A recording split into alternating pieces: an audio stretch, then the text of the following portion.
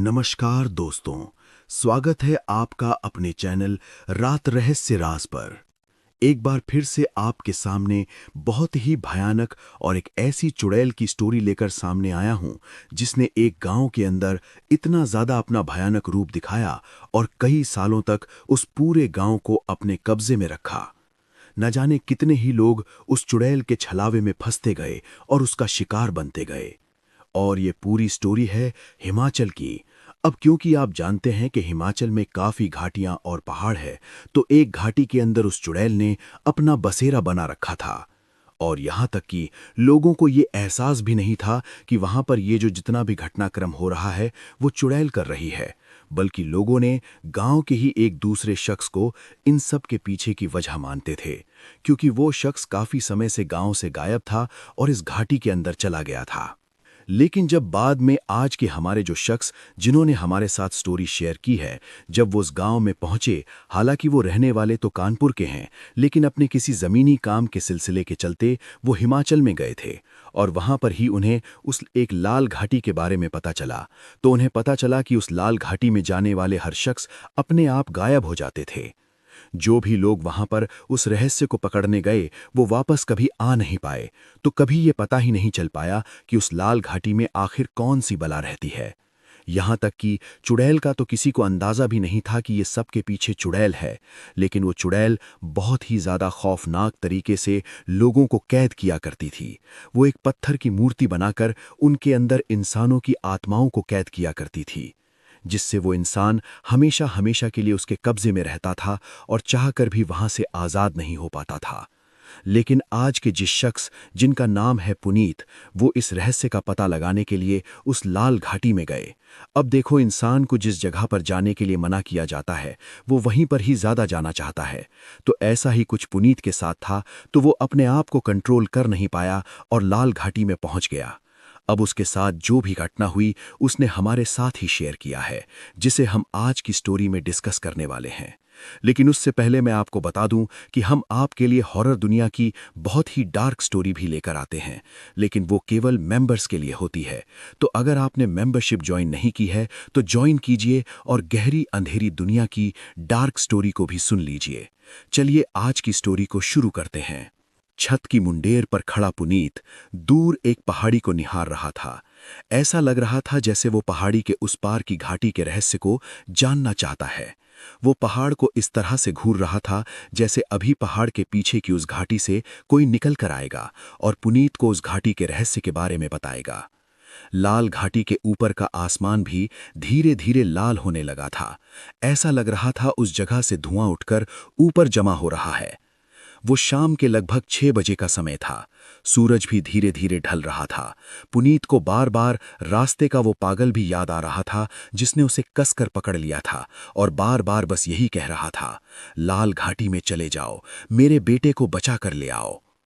तभी पुनीत को उसके अंकल के बेटे सोनू ने आवाज लगाई, पुनीत भैया चलो नीचे चलो, चाय पी लो। पुनीत ने भी घबराकर सोनू की तरफ देखा। शायद वो अपनी गहरी सोच में डूबा हुआ था, इसलिए उसे थोड़ी घबराहट हो गई थी। वो चुपचाप सोनू के पीछे नीचे चला गया।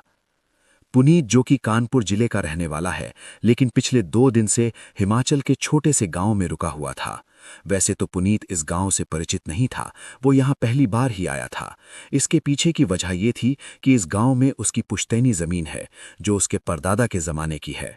सरकारी द्वारा चकबंदी किए जाने पर काफी सालों बाद आज उनकी जमीन निकल कर आई है और जमीन का मामला भी क्लियर हुआ है। इसी सिलसिले में वो इस गांव में आया था। पुनीत को अपनी जमीन के बारे में इसी गांव के एक व्यक्ति जितेंद्र नेगी के द्वारा पता चला था। उन्होंने ही पुनीत तक ये खबर पहुंचाई थी कि तुम्हारी जमीन सरकार द्वारा क्लियर की जा चुकी है, अब कागजी कार्यवाही करने के लिए यहां आना पड़ेगा। पुनीत की अपनी सैनिटरी की दुकान थी, वो वही संभालता था। जैसे ही उसे पता चला कि गांव में हमारी करोड़ों की जमीन निकली है, तो उसने बिना देरी किए उस गांव में जाने का सोचा। इस सफर में उसने अपना साथी अपने दोस्त राकेश को बनाया, क्योंकि पुनीत पहले कभी गांव नहीं गया था और ऐसे में अकेले अनजान जगह जाना उसे ठीक नहीं लगा। इसलिए उसने अपने साथ राकेश को भी ले लिया था। पुनीत ये जानता था कि सरकारी काम में कुछ देर सवेर हो सकती है, इसलिए वो गांव में रुकने के हिसाब से ही आया था। यहाँ आने के एक दिन बाद ही पुनीत और राकेश जब गांव घूमने के लिए पहाड़ पर जाने लगे, तब उन्हें ये चेतावनी मिल गई थी कि वे पहाड़ी की दूसरी ओर ना जाएं। क्यों नहीं जाएं? इसकी वजह उन्हें जितेंद्र अंकल ने नहीं बताई थी। अब पुनीत ठहरा एक जिज्ञासु आदमी। और वो क्या, अक्सर हर किसी इंसान के अंदर ये आदत होती है कि अगर कोई हमें किसी काम को मना करता है तो हम उस बात को जानने के लिए उत्सुक हो जाते हैं कि आखिर हमें ये काम करने के लिए मना क्यों किया गया। वहीं कुछ पुनीत के साथ भी था। पुनीत और राकेश जितेंद्र नेगी के साथ बैठक में बैठे चाय पी रहे थे। तब एक बार फिर पुनीत नेगी जी के सामने ये सवाल रखता है, अंकल, उस घाटी में जाने के लिए आपने मना क्यों किया? वहां ऐसा क्या है? नेगी जी कहते हैं, बेटा, तुम 2-4 दिन के लिए आए हो। उस घाटी के रहस्य को ना जानो तो ही बेहतर है। मैंने तुम्हें यहां तुम्हारी जमीन के सिलसिले में बुला लिया था। तुम्हारे दादा हमारे दादा के बहुत अच्छे दोस्त थे, इसलिए सोचा तुम्हारा भला हो जाएगा। लेकिन तुम इस गांव और उस घाटी के चक्कर में ना ही पड़ो तो बेहतर है। तुम्हारी जमीन भी अच्छी खासी है, उसकी कीमत भी बढ़िया मिलेगी। चाहे तो उस जमीन को बेचकर चले जाना। इतना कहकर नेगी जी बात को खत्म कर देते हैं। लेकिन पुनीत ने भी ठान लिया था कि वो पता लगाकर ही रहेगा कि आखिर घाटी में है क्या। जैसे ही नेगी जी बाहर गए, सोनू बैठक में बैठकर टीवी देखने लगा। पुनीत ने सोनू से पूछा, क्या तुम हमें उस घाटी के बारे में बता सकते हो? उस घाटी को लाल घाटी क्यों कहा गया और वहां जाने के लिए मनाही क्यों है? सोनू अजीब ढंग से पुनीत को देखता है। वो कुछ देर शांत रहता है, फिर बोलता है, भैया, उस घाटी के बारे में जानकर आप क्या करोगे? पुनीत कहता है, जब मैं कुछ करूंगा ही नहीं तो तुम लोगों को बताने में क्या परेशानी है? मैं कौन सा वहां जाने बैठा हूं? सोनू कहता है, दरअसल भैया बात यह है कि इस गांव में कई लोग आए गए और उस घाटी के बारे में जिसने सुना उसे मजाक में लिया, और ये देखने के लिए कि ये बात सच है या झूठ, उस घाटी में चले गए और कभी लौट कर नहीं आए। इसलिए गांव के अधिकतर लोग ये बात सभी से छुपाते हैं कि वहां क्या बला है। पुनीत पूछता है, बला? कैसी बला? सोनू कहता है, भैया, आप मुझसे वादा करो कि मेरे बताने के बाद आप उस जगह बिल्कुल भी नहीं जाओगे। पुनीत कहता है, हाँ ठीक है, अब बताओ भी। सोनू कहता है, उस घाटी में एक रहस्यमयी मूर्तिकार रहता है। जो भी आदमी उस घाटी में जाता है वो मूर्तिकार उस आदमी की आत्मा को मूर्ति में कैद कर लेता है। ये सुनते ही पुनीत जोर जोर से हंसने लगता है और राकेश भी पुनीत का साथ देता है। सोनू दोनों की शक्लें देखता रह जाता है। जब पुनीत हंसना बंद नहीं करता तो सोनू कहता है, भैया, क्या आप इस बात को मजाक समझते हो? पुनीत कहता है, आत्मा को कैद? कौन सी दुनिया में जी रहे हो? सोनू कहता है, भैया, जब आपको मेरी बात पर विश्वास ही नहीं करना था तो फिर मुझसे पूछा ही क्यों? ये बात सुनकर पुनीत और राकेश शांत हो जाते हैं। पुनीत कहता है, अच्छा सॉरी, लेकिन ये कहानी तुम लोगों ने बनाई कैसे? मेरा मतलब, ऐसा क्यों कहा गया? क्या तुमने उस रहस्यमयी मूर्तिकार को देखा है? सोनू कहता है, यह आज से लगभग 15 साल पहले की बात है। वो मूर्तिकार हमारे गांव में ही रहा करता था। उसका नाम सत्यम था। वो न केवल पत्थर की मूर्ति बनाना जानता था, बल्कि मोम की भी बेहद खूबसूरत मूर्ति बना लिया करता था। मूर्ति बनाना, उस पर रंग करना, उसे सजाना, वो ये सब कर लेता था। मूर्ति को देखकर कोई भी ये कह सकता था कि ये एक जीवित प्राणी है। वैसे तो सत्यम का काम काफी अच्छा चलता था। दूसरे गांव से भी उसके पास लोग मूर्तियां खरीदने आया करते थे, लेकिन फिर भी उसे उसकी मेहनत के हिसाब से पैसे नहीं मिलते थे। सत्यम के घर में उसके पिता, सत्यम के 4 बच्चे और 2 छोटे भाई बहन थे। सत्यम को ही उनकी देखभाल करनी थी। उनका भरण पोषण सब सत्यम के जिम्मे ही था। हमारे गांव के मंदिर में हमारे कुल देवता की एक मूर्ति है जो शुद्ध सोने की बनी हुई है। सत्यम, जो कि मूर्ति बनाने में काफी ज्यादा माहिर था, एक दिन उसके मन में एक छल करने का विचार आया। सत्यम ने सोचा कि वो पत्थर की एक ऐसी मूर्ति बनाएगा जो देखने में बिल्कुल सोने के जैसी होगी। सत्यम ये चाहता था कि वो कुल देवता की मूर्ति की जगह अपनी मूर्ति रख देगा और सोने की मूर्ति को चुरा लेगा। सत्यम के लिए कुल देवता की मूर्ति चुराना बहुत ही आसान था, क्योंकि मंदिर के गर्भगृह में कोई ताला नहीं लगा हुआ था। क्योंकि गांव वालों की आस्था थी कि जो भगवान में असीम आस्था रखता है वो कभी भी भगवान के साथ तो धोखा नहीं करेगा। हमारे कुल देवता की वो सोने की मूर्ति वर्षों से मंदिर में स्थापित है। आज तक उसे किसी ने हाथ भी नहीं लगाया। लेकिन न जाने सत्यम के मन में उस मूर्ति को चुराने का ख्याल कैसे आ गया। सत्यम ने मिट्टी की सोने के जैसी मूर्ति बनाई जो बिल्कुल हमारे कुल देवता से मिलती थी। अगर दोनों मूर्तियों को साथ रखते थे तो कोई भी दोनों में अंतर नहीं कर पाता। तभी राकेश ने पूछा, तो सत्यम ने कुल देवता की मूर्ति चुराई या नहीं? सोनू ने बताया, वो उस रात कुल देवता की मूर्ति चुराने जा ही रहा था।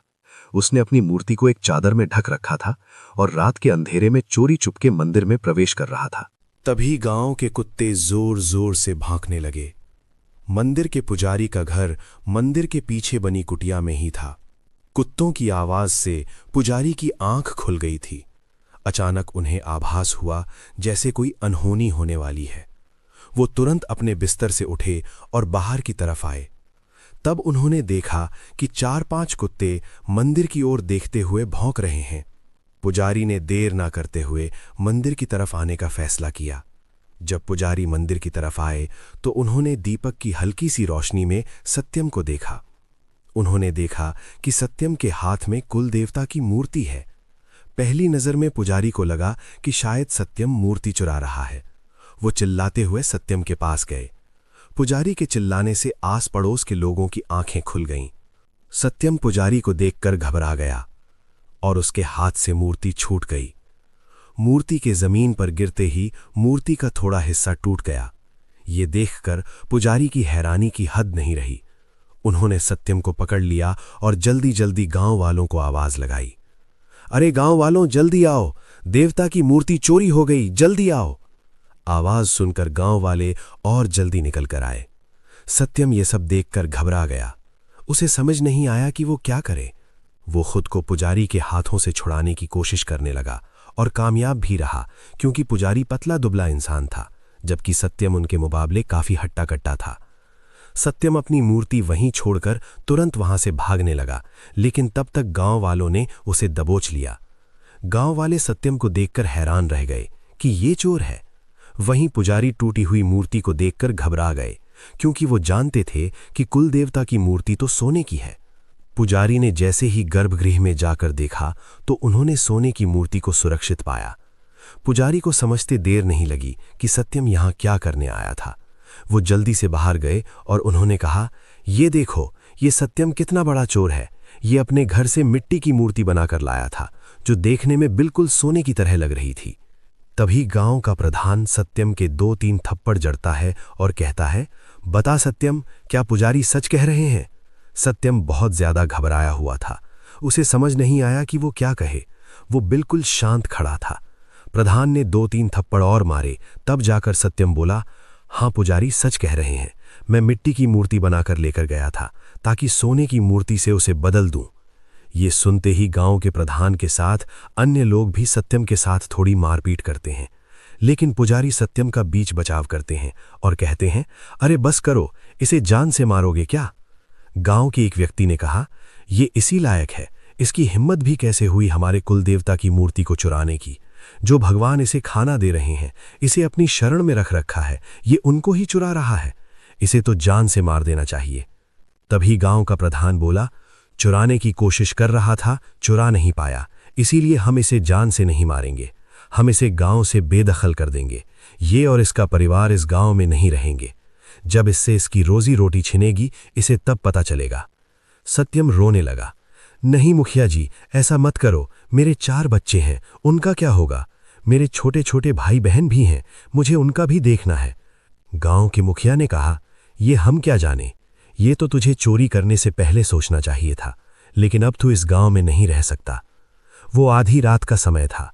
गांव के प्रधान और लोगों के दबाव के कारण सत्यम को अपने परिवार के साथ उसी समय गांव छोड़ना पड़ा।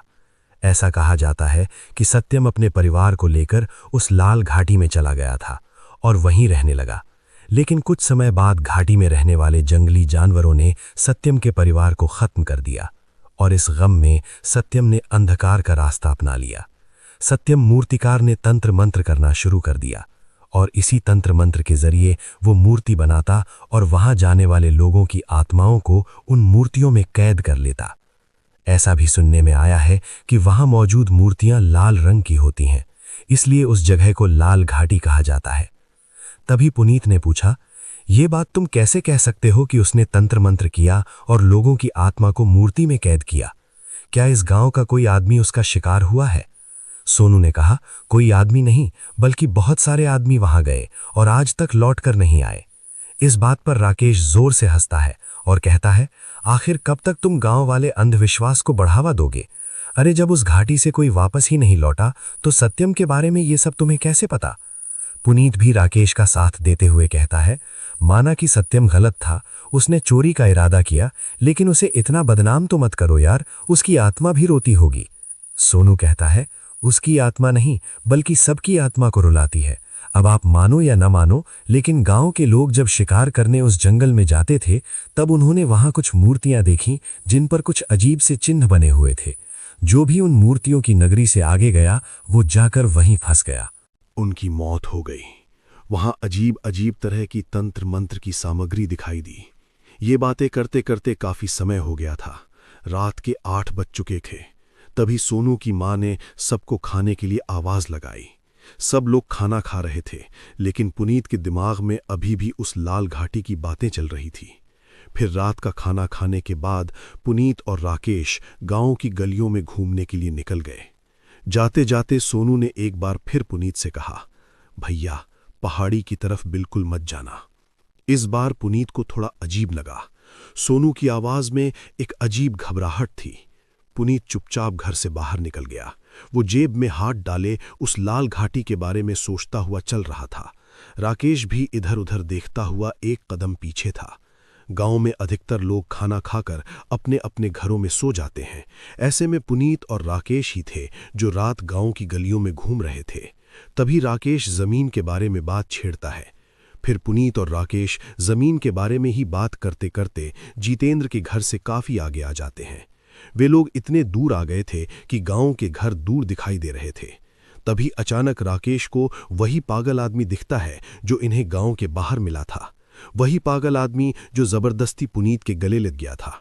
राकेश तुरंत पुनीत से कहता है, पुनीत देख, ये वही पागल है जिसने कल तुझे पकड़ लिया था। पुनीत भी हैरानी से उस आदमी की ओर देखता है।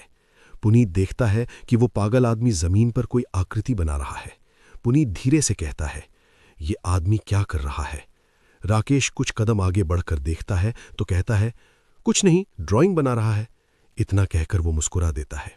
जबकि पुनीत को पहले ही शक हो गया था कि ये पागल जरूर है, लेकिन पागल व्यक्ति कोई भी हरकत यूं ही नहीं करते। उसके पीछे जरूर कोई ना कोई कारण होता है। पुनीत धीरे धीरे उस पागल आदमी के करीब जाता है तो देखता है कि जमीन पर एक लालटेन रखी है और लालटेन के चारों तरफ एक गोल घेरा बना हुआ है। उस गोल घेरे के अंदर हिंदी के उल्टे अक्षर बने हुए हैं। पहले तो पुनीत को वो अक्षर समझ नहीं आए, लेकिन कुछ ही सेकंड बाद उसे समझ आ गया कि ये हिंदी के अक्षर हैं। पुनीत हैरानी से राकेश से बोला, यार ये अजीब नहीं है? राकेश ने पूछा, क्या? पुनीत ने कहा, ये आदमी हिंदी के उल्टे अक्षर बना लेता है। राकेश कहता है, बना लेता है क्या मतलब?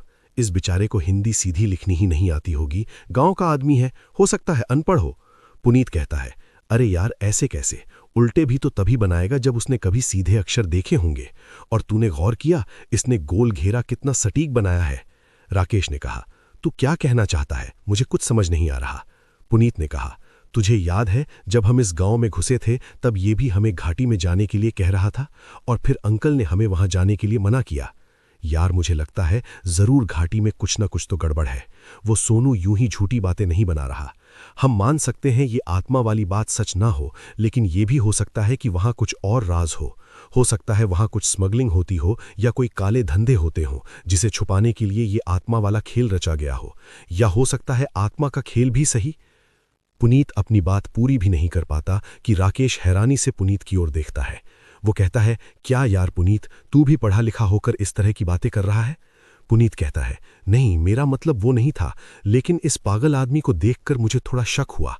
राकेश कहता है, अरे यार चल छोड़, ये शक करना बंद कर, हम काफी दूर आ गए हैं, हमें वापस घर चलना चाहिए। पुनीत और राकेश जैसे ही घर जाने के लिए वापस मुड़ते हैं वैसे ही वो पागल आदमी एक बार फिर पुनीत के गले चिपक जाता है और कहता है, मैंने कहा था ना, यहां आओगे तो फंस जाओगे। इस बार पुनीत थोड़ा डर तो जाता है, लेकिन उस आदमी को छोड़ता नहीं है। वो पूछता है, क्यों फंस जाएंगे? हम क्यों फंस जाएंगे? पागल आदमी जोर जोर से हंसने लगता है और हंसते हंसते कहता है, मेरा बेटा भी उसका शिकार हुआ था। वो पागल आदमी बार बार पुनीत के गले को भी दबा रहा था। ये बात राकेश नोटिस कर रहा था। तभी राकेश ने उस पागल को दूर हटाने की कोशिश की, जिससे उस पागल की थोड़ी चोट लग गई। लेकिन तभी पुनीत ने उस पागल को संभाला और कहा, राकेश तू पागल हो गया है क्या? उसे चोट लग जाती। राकेश गुस्से में कहता है, अरे यार, ये पागल भी तो जबरदस्ती गले पड़ रहा है। पता नहीं इस पागल को गांव में क्यों रख रखा है, इसे बाहर क्यों नहीं निकालते। पुनीत कहता है, ये पागल नहीं है। ये सुनते ही राकेश चौंक जाता है, साथ में वो पागल भी चौंक जाता है। अगले पल पुनीत कहता है, ये पागल नहीं है, ये किसी घटना का मारा है। तुम इसकी हालत तो देखो, इसे पागल कहकर पागल बना दिया गया है। पुनीत के मुंह से ये शब्द सुनकर उस पागल की आंखें भर आती हैं। वो बिल्कुल शांत हो जाता है। वो पुनीत से कुछ कम दूरी पर खड़ा हो जाता है और जाकर अपना वही चित्र देखने लगता है जो कुछ देर पहले उसने बनाया था। देखते देखते वो फूट फूट कर रोने लगता है। पुनीत उस व्यक्ति के कंधे पर हाथ रखता है और कहता है, क्या तुम बताओगे कि आखिर ये सब क्या है? वो पागल आदमी कहता है, क्या बताऊं, मेरी बातों पर कोई यकीन नहीं करता। पुनीत कहता है, लेकिन हुआ क्या है ये तो बताओ। वो आदमी घबराने लगता है और कहता है, पहले तुम ये बताओ, क्या तुम उस लाल घाटी में जा सकते हो? तभी राकेश बोलता है, हम लाल घाटी में क्यों जाएंगे, हमें वहां क्या काम? वो पागल आदमी कहता है, मेरे बेटे को लाने के लिए। राकेश गुस्से में कहता है, अरे हम क्यों जाएंगे तेरे बेटे को लेने के लिए, हमारा दिमाग खराब है क्या? वो पागल आदमी भी गुस्से में कहता है, तो बस चले जाओ यहां से, मैं तुम्हें कुछ नहीं बता रहा। पुनीत कहता है, अरे तुम इसकी बात पर ध्यान मत दो, मुझे बताओ, मैं जाऊंगा उस घाटी में। कहाँ है आपका बेटा? क्या हुआ आपके बेटे के साथ? वो पागल आदमी आंखों में आंसू लिए कहता है, मेरा बेटा उस लाल घाटी में कैद हो गया है, तुम उसे बचाकर ले आओ। पुनीत हैरानी से कहता है, ये तो मैं जानता हूं कि वहां पर लोगों की आत्माएं कैद होती हैं। तुम्हारा बेटे का क्या नाम है?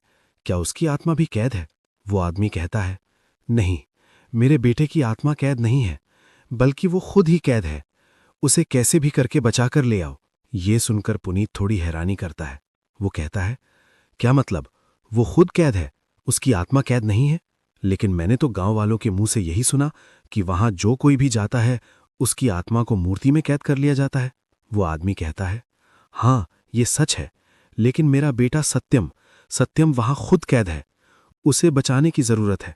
अगर वो बच गया तो शायद आगे और मौतें ना हो, क्योंकि मूर्ति भी वही बनाता है। ये सुनते ही पुनीत और राकेश एकदम चौंक जाते हैं। पुनीत कहता है, क्या सत्यम? क्या वही सत्यम जो कुल देवता की मूर्ति चुराने जा रहा था?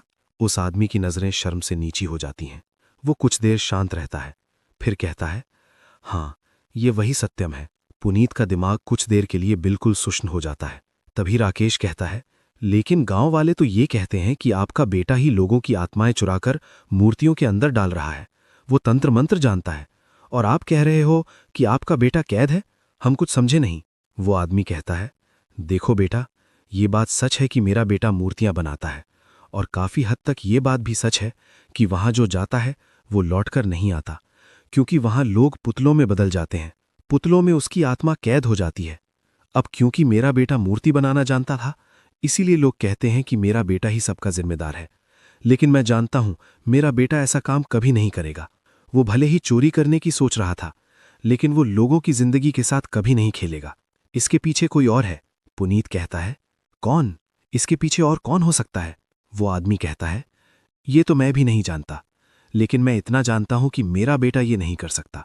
तभी राकेश कहता है, आप इतने यकीन के साथ कैसे कह सकते हैं कि आपका बेटा ऐसा नहीं कर सकता है? जब वो मूर्ति चुरा सकता है तो लोगों की जान भी ले सकता है, उनकी आत्माएं भी ले सकता है, बुरे काम भी कर सकता है। इस बात पर वो आदमी गुस्सा करने लगता है और कहता है, खबरदार, मेरे बेटे के बारे में एक लफ्ज और कहा तो।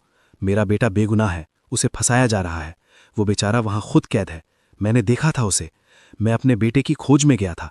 इतना कहकर वो आदमी सिसकियां लेकर रोने लगता है। फिर कुछ देर बाद कहता है, जब गांव वालों ने हमें यहां से निकाल दिया था, तब मेरा बेटा अपने परिवार के साथ उस लाल घाटी में ही गया था, और मैं दूसरे गांव में काम ढूंढने गया था। जब मैं वापस आया तब पता चला कि लाल घाटी में अजीब घटनाएं हो रही हैं। जो वहां पर शिकार करने जाता है या वहां पर जड़ी बूटियां इकट्ठी करने जाता है, उनके साथ अजीब गरीब घटनाएं हो रही हैं। कोई वहीं मर जाता है तो कोई मिलता ही नहीं है। फिर धीरे धीरे वहां पर कुछ मूर्तियां मिलने लगीं। वो मूर्तियां हूबहू उस इंसान के जैसी हुआ करती थीं जो मर जाया करता था या फिर गायब हो जाता था। इन सब की खबर मुझे भी हुई। मैं उस समय गांव में लौटा था। लोगों ने मुझे देखते ही मुझ पर गुस्सा बरसाना शुरू कर दिया, और जैसे ही मेरे कानों में उस लाल घाटी की घटनाओं की खबर आने लगी, मैं भी तुरंत उस घाटी की ओर चल पड़ा। मुझे मेरे बेटे को लेकर बहुत चिंता थी। मुझे बस इतना पता चला था कि मेरा बेटा अपने परिवार के साथ एक झोपड़ी बनाकर घाटी में किसी नदी किनारे रह रहा है। अब उस समय मैं भरे जंगल में उसे कहाँ ढूंढता। मुझे उसे ढूंढते हुए लगभग 3 दिन 2 रातें हो चुकी थी। मुझे मेरा बेटा तो नहीं मिला, लेकिन उसका सबसे छोटा बेटा अंकित मिला, वो भी घायल अवस्था में। उसने मुझे बताया कि पापा को ले गए हैं। मैंने अंकित से पूछा कि घर के बाकी लोग कहाँ हैं। तो उसने कहा कि सब मारे गए और अब 2 लोग पापा को भी ले गए। इतना कहते कहते ही अंकित ने अपनी आखिरी सांसें लीं और मेरी गोद में ही दम तोड़ दिया। अब तुम ही बताओ, कौन थे वो 2 लोग जिन्होंने मेरे परिवार को मारा? मैं अच्छी तरह जानता हूं वही लोग बाकी लोगों को भी मार रहे हैं और इसमें मेरे बेटे का नाम बदनाम हो रहा है। वे 2 लोग मेरे बेटे को ले गए, उसे मारा क्यों नहीं? इसलिए कहता हूं मेरा बेटा कैद है, प्लीज मेरे बेटे को बचा कर ले आओ। मेरा इस दुनिया में कोई नहीं है। जब मैं उसकी झोपड़ी के पास पहुंचा था तब मैंने वहां जमीन पर एक अजीब आकृति देखी थी, ठीक इसके जैसी आकृति जो मैंने जमीन पर बनाई है, और उसके बराबर में एक टूटी हुई मूर्ति भी पड़ी थी। पुनीत और राकेश सोच में पड़ जाते हैं कि ये क्या नई कहानी है। सत्यम के पिता तुरंत पुनीत के पैरों में गिर जाते हैं और उसका पैर पकड़कर रोने लगते हैं। वो बार बार बस यही कह रहे थे, प्लीज मेरे बेटे को ले आओ, मैं तुम्हारा एहसान जिंदगी भर नहीं भूलूंगा। पुनीत उस आदमी को संभालता है और कहता है, आप चिंता मत कीजिए, मैं अपनी पूरी कोशिश करूंगा कि आपके बेटे को ढूंढ सकूं, लेकिन मैं उस घाटी में जाऊंगा कैसे? मैंने वहां जाने का रास्ता नहीं देखा। वो आदमी कहता है, तुम्हें रास्ता मैं दिखाऊंगा, मैं लेकर चलूंगा। पुनीत हाँ में सिर हिलाता है, लेकिन तभी राकेश पुनीत का हाथ पकड़ लेता है और उसे साइड में लेकर जाता है। वो कहता है, अरे तेरा दिमाग खराब हो गया है, क्यों किसी के चक्कर में पड़ता है? अपनी जमीन के काम से आया था, वो काम कर और चल यहां से। पुनीत कहता है, यार राकेश, मेरे ख्याल से हमें एक बार वहां जाकर देखना चाहिए। तूने देखा नहीं सोनू कितना घबराकर उस लाल घाटी के बारे में बता रहा था। यार हमें लोगों को बताना चाहिए कि ये सब कुछ फिजूल की बातें होती हैं, ये सब अंधविश्वास है। मुझे तो लगता है वहां कुछ और ही कांड चल रहे हैं। अगर तुझे जाना है तो मैं तुझे रोकूंगा नहीं। मैं जानता हूं तेरा भी काम खराब हो रहा है, और वैसे भी 2-4 दिन की तो बात है। मैं कौन सा लाल घाटी में बसने जा रहा हूं? राकेश कहता है, बसने नहीं जा रहा, लेकिन अगर सच में तेरे साथ कोई हादसा हो गया तो? पुनीत कहता है, अरे यार अच्छा सोचा कर, कुछ गलत नहीं होगा, और वैसे भी मैंने इस आदमी से वादा कर दिया है, इसलिए एक बार इसके साथ उस लाल घाटी में जरूर जाऊंगा। इतना कहकर पुनीत उस आदमी के पास वापस जाता है और कहता है, आप चिंता मत कीजिए, हम सत्यम की खोज में उस लाल घाटी में जरूर जाएंगे। फिलहाल हमें देर हो गई है, हमें घर लौटना चाहिए। आप मुझे कल पहाड़ वाले रास्ते पर मिलना। वो आदमी ये सुनकर खुश हो जाता है। पुनीत और राकेश भी घर की ओर चल देते हैं। राकेश पुनीत को समझाता है, अरे यार इस आदमी के चक्कर में मत पड़, अंकल को क्या कहेगा? उन्होंने भी तो मना किया था ना उस लाल घाटी में जाने के लिए, क्या तू उनकी बात भी नहीं मानेगा? पुनीत कहता है, मैं उन्हें कुछ बताऊंगा ही नहीं, और वैसे भी एक बार मैं लाल घाटी में चला गया तो वो मुझे वहां से कौन सा पकड़ कर ले आएंगे। पुनीत अपनी जिद पर अड़ा था। अब वो सुबह होने का इंतजार करने लगा। जैसे ही सूरज निकला वो जल्दी से नहा धोकर तैयार हो गया, नाश्ता किया और राकेश को लेकर सीधे पहाड़ी वाले रास्ते पर चला गया। जाने से पहले उसने जितेंद्र अंकल के कमरे में चुपके से उनकी मेज पर एक खुला खत छोड़ दिया, जिसमें उसने अपने लाल घाटी जाने के बारे में बताया था, ताकि अंकल बाद में परेशान न हो, क्योंकि पुनीत ये बात अच्छी तरह जानता था कि पहाड़ के उस पार जाने में पूरा दिन लग सकता है। ऐसे में जब अंकल उसे और राकेश को नहीं देखेंगे तो परेशान हो जाएंगे। जाते जाते जितेंद्र अंकल ने उनसे पूछा भी कि वो इतनी सुबह कहाँ जा रहे हैं, तो पुनीत ने कहा कि हम अपनी जमीन के पास ही जा रहे हैं। राकेश और पुनीत पहाड़ी की तलहटी पर पहुंच जाते हैं। वे दोनों अपने आसपास सत्यम के पिता को देखते हैं, लेकिन वो कहीं भी नजर नहीं आते। उन्हें लगभग 15 मिनट हो चुके थे, लेकिन सत्यम के पिता कहीं नहीं दिखाई देते। तो राकेश कहता है, यार देख, वो आदमी सच में पागल था, तुझे उल्लू बनाकर आया ही नहीं। पुनीत कहता है, ऐसा मत कह, अगर ऐसा हुआ तो मैं उस आदमी को छोड़ूंगा नहीं। एक काम करते हैं, 5 से 10 मिनट और देखते हैं, वरना फिर वापस घर चलेंगे। लेकिन तभी एक आदमी अपने सिर को चादर से ढके हुए जल्दी जल्दी पुनीत और राकेश के पास आता है। वो अपनी चादर हटाता है, तब पुनीत उन्हें देखकर थोड़ा रिलैक्स हो जाता है, क्योंकि वो सत्यम के पिता ही थे। सत्यम के पिता कहते हैं, मुझे माफ करना, मैं दूसरी ओर छिपा बैठा था। मुझे डर था कि कहीं गांव का कोई आदमी मुझे देख ना ले। वैसे ही उन्होंने हमारा बहिष्कार कर रखा है। ऐसे में मुझे देख लिया तो सबके लिए मुसीबत खड़ी हो सकती है। अब जल्दी चलो, पहाड़ को पार करने में हमें पूरा दिन निकल जाएगा। पुनीत और राकेश उस आदमी के पीछे चल देते हैं।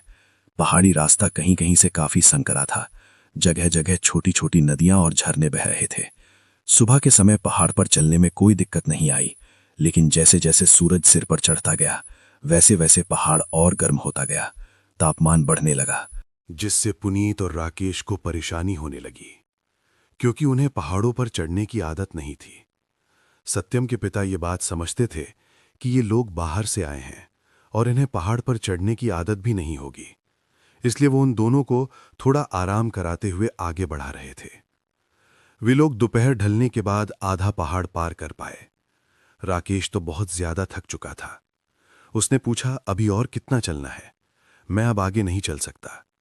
सत्यम के पिता ने कहा, अंधेरा होने तक हम उस घाटी में प्रवेश कर जाएंगे। पहाड़ चढ़ने में समय लगता है, लेकिन उतरने में इतना समय नहीं लगता। जैसे जैसे वे लोग नीचे उतर रहे थे वैसे वैसे चारों तरफ से एक तेज सुगंध आ रही थी, जो बहुत ही ज्यादा मनमोहक थी। काफी देर उस सुगंध को सूंघने के बाद राकेश ने पूछ लिया कि ये तेज सुगंध किस चीज की है। सत्यम के पिता ने कहा, यहां विभिन्न तरह की जड़ी बूटियां मिलती हैं, उन्हीं जड़ी बूटियों से ये सुगंध आ रही है। कुछ ही देर में रात भी हो जाती है और अंधेरा छाने लगता है। अब बड़े पेड़ों के अलावा झाड़ियां ज्यादा नजर आ रही थीं और चारों तरफ से कीड़ों और जानवरों के बोलने की आवाज आ रही थी, जो माहौल को और भी डरावना बना रही थी। रात का अंधेरा देखते हुए पुनीत ने कहा, मुझे लगता है हमें यहीं ठहर जाना चाहिए। इतने अंधेरे में हम आगे कैसे बढ़ेंगे? सत्यम के पिता ने कहा, हाँ, मैं एक सुरक्षित जगह जानता हूं, हम वहीं रुकेंगे। उसके बाद सत्यम के पिता पुनीत और राकेश को घाटी में बहती एक छोटी नदी के किनारे ले जाते हैं।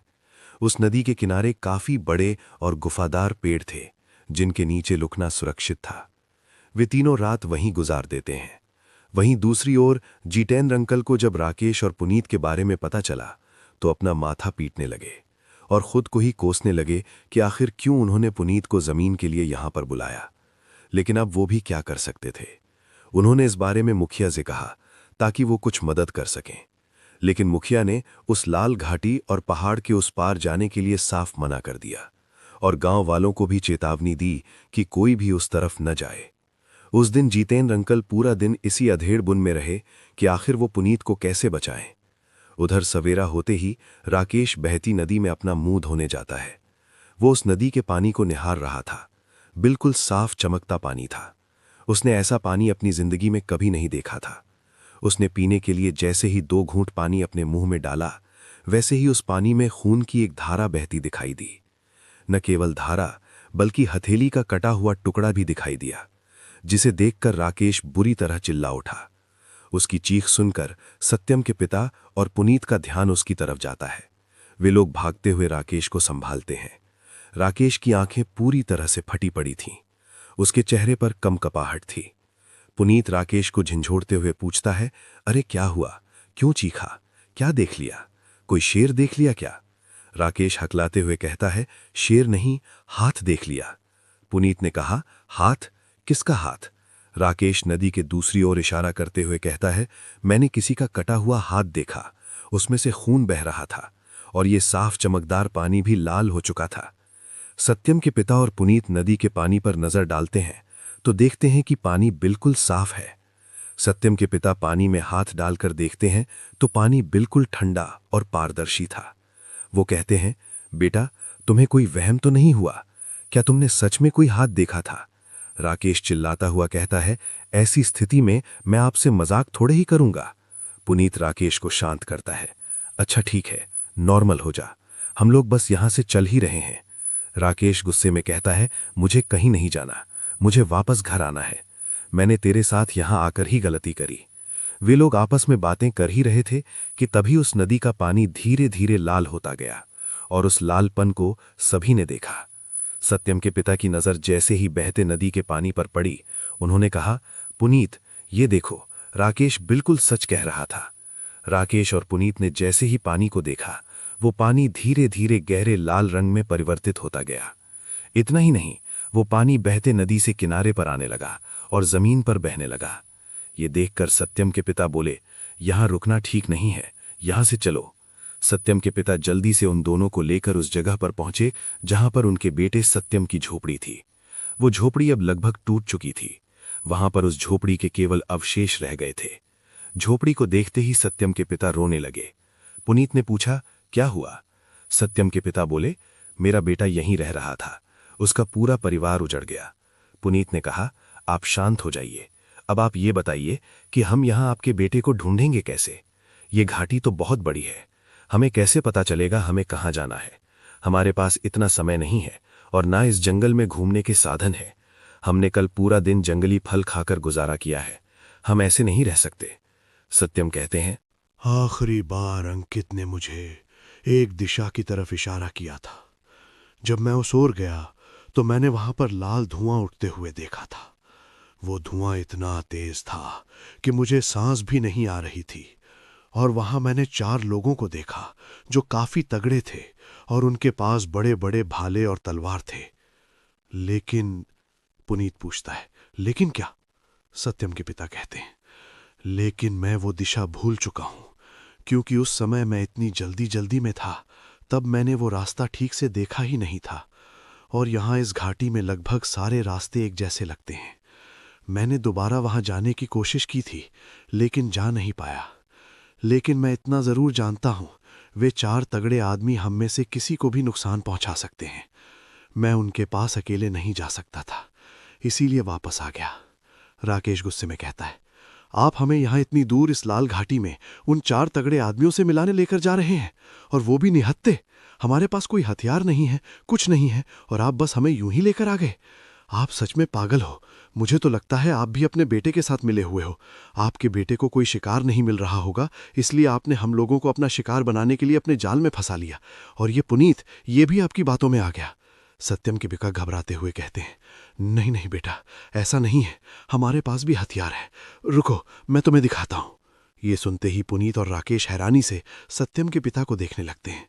सत्यम के पिता अपने बेटे की टूटी झोपड़ी के अवशेष हटाने लगते हैं। जैसे ही सब अवशेष हट जाते हैं, जमीन पर 4 लंबे और नुकीले भाले रखे थे, 2 बड़े गंडासे रखे थे। सत्यम के पिता वो हथियार उठाकर पुनीत और राकेश को दिखाने लगते हैं। ये देखो, ये है हथियार। ये भाले मैंने खुद तैयार किए हैं, और ये गंडासे वह शहर से लेकर आया हूं। मुझे पता है हम इन हथियार से उनका सामना कर लेंगे, लेकिन मैं अकेले सामना नहीं कर सकता था। वे 4 हैं और मैं अकेला हूं, इसीलिए मैंने तुम लोगों से मदद मांगी। पुनीत सिर झुकाकर माफी मांगता है और कहता है, आप चिंता मत कीजिए, आप हमें ये हथियार दीजिए, हम उनका सामना जरूर करेंगे। राकेश कहता है, लेकिन हम इतनी बड़ी घाटी में उन लोगों को ढूंढेंगे कैसे? पुनीत कुछ देर सोचता है, फिर कहता है, मेरे ख्याल से हमें वापस उस नदी की ओर जाना चाहिए जहां पर हमने लाल खून देखा था। हम उस नदी की सीध में चलते रहेंगे तो शायद अपने लक्ष्य तक पहुंच सकें, क्योंकि किसी ने तो वो हाथ काटा ही होगा। हो सकता है ये वही लोग हों। अब हमें ये देखना है कि आखिर वो नदी कहाँ से आ रही है। कहीं ना कहीं तो उनका नामो निशान मिल जाएगा, इसीलिए वापस चलो। वे लोग वापस उस नदी के पास पहुंचते हैं जहां पर उन लोगों ने आराम किया था, और उस नदी की उल्टी दिशा की तरफ आगे बढ़ते हैं। काफी आगे जाने पर उन्हें नदी से लाल धुआं उठता हुआ दिखाई देता है। उस लाल धुएं को देखकर सभी चौंक जाते हैं। पुनीत सत्यम के पिता से पूछता है, क्या आपने ये जगह देखी थी? सत्यम के पिता कहते हैं, नहीं, मुझे ऐसा कुछ याद नहीं है, नदी से लाल धुआं नहीं देखा था। पुनीत कहता है, हो ना हो, हम अपनी मंजिल के करीब हैं। वे लोग उस नदी की सीध में आगे बढ़ते जा रहे थे। जैसे ही धुआं तेजी के साथ ऊपर उठने लगा, उन्हें नदी के दूसरी ओर बहुत सारी मूर्तियां दिखाई दीं, जो सभी की सभी लाल रंग की थीं। वे तीनों मूर्तियों को निहारने लगे। वाकई में ऐसा लग रहा था कि किसी इंसान को लाल रंग करके खड़ा कर दिया गया है। उन मूर्तियों के आसपास कई जगह ठीक वैसी ही आकृति बनी हुई थी जैसे सत्यम के पिता जमीन पर बना रहे थे। राकेश ने सत्यम के पिता से पूछा, क्या ये वही मूर्तियां हैं जो सत्यम बनाता है? सत्यम के पिता की आंखों की आंसू आ गए और वो बोले, हाँ, मेरा बेटा ऐसे ही कारीगरी करता था। पुनीत कहता है, तो फिर हो ना हो, सत्यम आसपास ही होगा, हमें नदी के उस पार जाना पड़ेगा। तभी सत्यम के पिता कहते हैं, लेकिन हम वहां जाएंगे कैसे? इस लाल नदी को पार कैसे करेंगे? तभी राकेश की नजर दूर नदी के किनारे पर पड़ती है जहां पर एक छोटी सी नाव थी। राकेश तुरंत कहता है, पुनीत, वो देख, वहां एक छोटी सी नाव है। मुझे लगता है कोई तो है जो नदी को पार करता है, और शायद वो इस ओर आया हुआ है। यही अच्छा मौका है, हमें जल्दी से उस नाव के जरिए दूसरी ओर चले जाना चाहिए। वे लोग बिना देरी किए उस नाव में बैठकर दूसरी ओर चले जाते हैं। जैसे ही वे लोग नदी पार करते हैं, उन्हें अपनी आंखों पर यकीन नहीं होता। वहां एक नहीं, सैकड़ों की संख्या में मूर्तियां खड़ी थीं जो मोम की बनी हुई थीं। देखने में बिल्कुल जीती जागती मूर्त थीं। पुनीत और राकेश कुछ देर मूर्तियों को देखते ही रह जाते हैं। राकेश तो उन मूर्तियों को देखने में इतना खो गया था कि वो एक औरत के शरीर को देखकर उसकी खूबसूरती में खो गया। राकेश उसकी कमर पर हाथ फेरने लगता है और धीरे धीरे उसके चेहरे पर हाथ फेरने लगता है। अगले ही पल वो मूर्ति राकेश का हाथ पकड़ लेती है। इस हरकत से राकेश बुरी तरह घबरा जाता है और हल्की सी चीख के साथ पीछे गिर जाता है। पुनीत और सत्यम के पिता जो आसपास टहल रहे थे और मूर्तियों को देख रहे थे, वे राकेश को देखते हैं जो घबराया हुआ जमीन पर लेटा हुआ था। पुनीत जल्दी से राकेश को संभालता है और कहता है, अरे अब क्या हुआ? राकेश मूर्ति की तरफ इशारा करते हुए कहता है, ये जिंदा है। पुनीत मूर्ति को देखता है। मूर्ति बिल्कुल स्थिर खड़ी थी। वो कहता है, क्या ये मूर्ति जिंदा है? पुनीत अपना शक दूर करने के लिए जैसे ही उस मूर्ति को हाथ लगाता है, तुरंत वो मूर्ति अपनी जगह से कुछ कदम पीछे हट जाती है। ये देखकर पुनीत और सत्यम के पिता दोनों घबरा जाते हैं। आखिर ये कैसे हो सकता है? अब पुनीत की हालत भी खराब होने लगती है, लेकिन अगले ही पल उसे समझ आता है ये कहीं बेवकूफ बनाने का कोई तरीका तो नहीं है। हो सकता है ये मूर्ति हो ही ना, या सच में कोई इंसान हो। फिर पुनीत अपने शक को दूर करने के लिए दूसरी मूर्ति को छूता है जो कुछ देर तक कोई प्रतिक्रिया नहीं करती।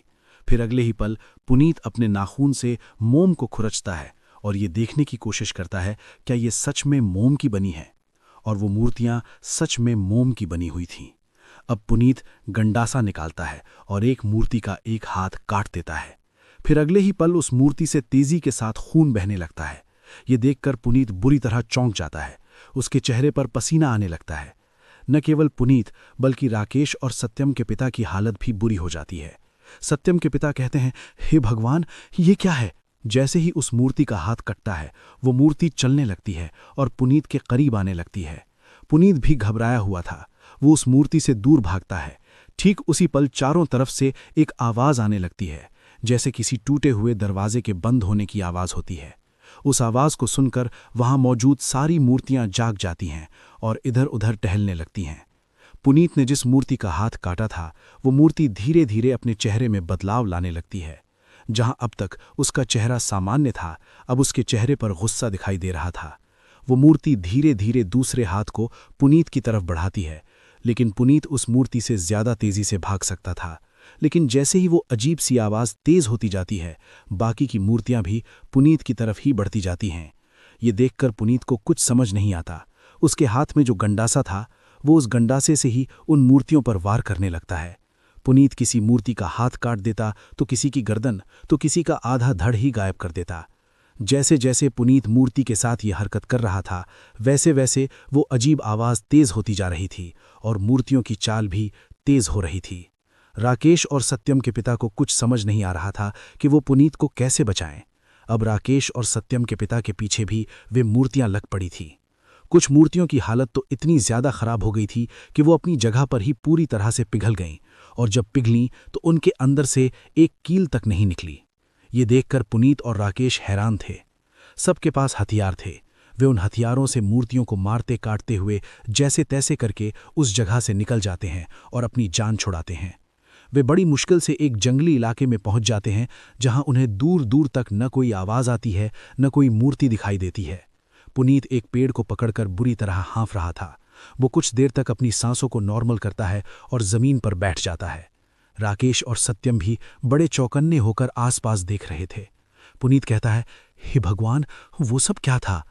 सत्यम के पिता कहते हैं, ये सब वही मूर्तियां हैं जो शायद सत्यम बनाता है, और उनके अंदर ही आत्माएं कैद हैं।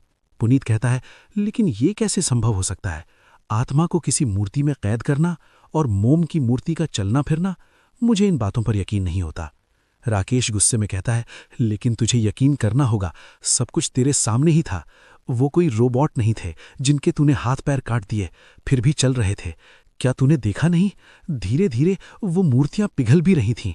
पुनीत अभी भी गहरे सदमे में था। वे लोग आपस में बातें कर ही रहे थे कि तभी उस जगह के पेड़ों के पत्ते एक अजीब आवाज करने लगे। ऐसा लग रहा था जैसे वो कोई धुन बजा रहे हैं। राकेश कहता है, ये आवाज कितनी अजीब है ना? सभी लोग पेड़ों के पत्तों को हैरानी से देखने लगे। सभी पत्ते एक साथ एक ही दिशा में हिल रहे थे। वे लोग पत्तों के हिलने को एक सामान्य घटना मान रहे थे। वे लोग भागते भागते थक भी चुके थे। पुनीत कहता है, यार मैं तो बहुत थक गया, वो देखो झरना, मैं पानी पीकर आता हूँ। इतना कहकर पुनीत उस झरने के पास पानी पीने चला गया। वो अपने हाथ मुंह भी धो रहा था और झरने की ठंडक को महसूस कर रहा था। तभी उसे अपने साथियों के चिल्लाने की आवाज आने लगी। वो जैसे ही पलटा, उसने देखा कि 3 आदमी राकेश और सत्यम के पिता को घसीटते हुए लेकर जा रहे हैं और वे दोनों बुरी तरह चिल्ला रहे हैं। वो 3 आदमी बहुत ज्यादा हट्टे कट्टे और तगड़े थे। ऐसा लग रहा था जैसे पहलवान हैं। उन्होंने अपनी कमर पर केवल गमछा बांध रखा था। बाकी पूरे शरीर से नग्न थे। उनकी चमड़ी बहुत ज्यादा सख्त मालूम पड़ती थी। सिर पर एक भी बाल नहीं था। उन्होंने अपने कंधे पर रस्सी से 2 भाले बांध रखे थे।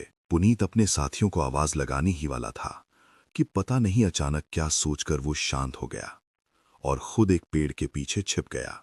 शायद वे उन 3 आदमियों के शरीर को देखकर डर गया था। पुनीत इतना तो जानता था कि आवाज लगाने के बाद वे तीनों आदमी पुनीत को भी पकड़ लेते और पुनीत उनका कुछ भी नहीं बिगाड़ पाता। पुनीत बेचारा डरा सहमासा छिपा रहा। पूरा दिन यूं ही निकल गया, लेकिन वो अपनी जगह से हिला तक नहीं। एक बार फिर अंधेरा छाने लगा। पुनीत अब अकेला था, इसीलिए उसे और भी डर लग रहा था। साथ ही उसे ये चिंता भी थी कि पता नहीं उसके दोनों साथियों के साथ क्या हो रहा होगा। पुनीत को बुरे बुरे ख्याल आ रहे थे। वो अपनी जगह पर सोने का फैसला करता है, लेकिन उसे नींद नहीं आती। उसके दिमाग में राकेश और सत्यम के साथ बुरे कांड आ रहे थे। अंत में वो फैसला करता है, वो इस तरह शांत नहीं बैठ सकता। भले ही उसकी मौत हो जाए, लेकिन वो अपने साथी तक पहुंचकर रहेगा। कम से कम उसे तसल्ली तो रहेगी कि सब साथ थे। वो घाटी इतनी बड़ी थी, शायद पुनीत अकेला वापस गांव भी नहीं पहुंच पाता। पुनीत हिम्मत करके आगे बढ़ता है। वो उसी दिशा में जाता है जिस दिशा में राकेश और सत्यम के पिता को लेकर जाया जा रहा था। सारी रात यूं ही गुजर जाती है। वो बस रास्ते पर चलता ही रहता है। जैसे ही दिन निकलने वाला होता है, उसे जंगल में जमीन पर पत्थर का बना एक रास्ता नजर आता है। ये उसके लिए बिल्कुल नई चीज थी। वो सड़क बिल्कुल साफ सुथरी थी। रास्ते की दोनों ओर काले रंग के फूलों की बगियारी बनी हुई थी। पुनीत उस रास्ते के बारे में सोच ही रहा था कि तभी सामने से एक आदमी, जिसके हाथ और पैरों में जंजीरें बंधी थी, उसे 2 हट्टे कट्टे आदमी पकड़कर ला रहे थे। उस आदमी की हालत देखकर पुनीत की हिम्मत एक बार फिर जवाब दे देती है और वो एक पेड़ के पीछे छिप जाता है। पुनीत उस पत्थर के रास्ते को काफी दूर तक देखता है। तब उसे एक बड़ा सा घर दिखाई देता है, जो शायद लकड़ी का बना हुआ था। वो उस घर को दूर से ठीक से देख नहीं पा रहा था, लेकिन वो घर पूरी तरह से काला था। दिन अभी पूरी तरह से निकल रहा था, इसीलिए ठीक से रोशनी भी नहीं थी। तुम लोग बहुत गलत कर रहे हो, ये सब सही नहीं है। देखना, एक दिन तुम सब मारे जाओगे। ये आवाज पुनीत के कानों में आती है। पुनीत का ध्यान उस आदमी की तरफ खिंचता है जो जंजीरों में जकड़ा हुआ था, क्योंकि ये आवाज उसी की थी। इसी बीच पुनीत एक चीज और नोटिस करता है। जैसे ही वे लोग पुनीत से आगे निकल गए, तब उन 3 आदमियों के पीछे 4-5 काली परछाइयां जमीन पर चल रही थी। पुनीत चारों तरफ देखता है, लेकिन वहां कोई अन्य आदमी नहीं था। पुनीत सोच में पड़ जाता है कि ये कैसे संभव हो सकता है। वहां 3 आदमी हैं और परछाइयां 5। आखिर 2 परछाई किसकी हो सकती है? पुनीत के सामने एक नई दुविधा आ पड़ी थी। वो एक बार फिर अपनी सोच में गुम हो चुका था। तभी वो देखता है कि उन 5 परछाइयों में से 2 परछाइयां पुनीत की ओर ही आ रही हैं। वो उन परछाइयों से घबरा जाता है और जंगल में ही भागने लगता है। वो ठीक उन 3 आदमियों की दिशा की तरफ जंगल में भाग रहा था और अंत में पूरी तरह से दिन निकल आता है। पुनीत अपने आसपास देखता है तो अब उसे कोई परछाई नजर नहीं आ रही थी। पुनीत एक बार फिर हांफता हुआ पेड़ से टिका आराम करता है। जैसे ही वो नॉर्मल होता है, आसपास टहलने लगता है, तब उसकी नजर एक छोटे से जलाशय पर पड़ती है। पुनीत को ये थोड़ा अजीब लगता है कि इन घाटियों में तो ज्यादातर झरने दिखाई देते हैं, ये जलाशय यहाँ कैसे?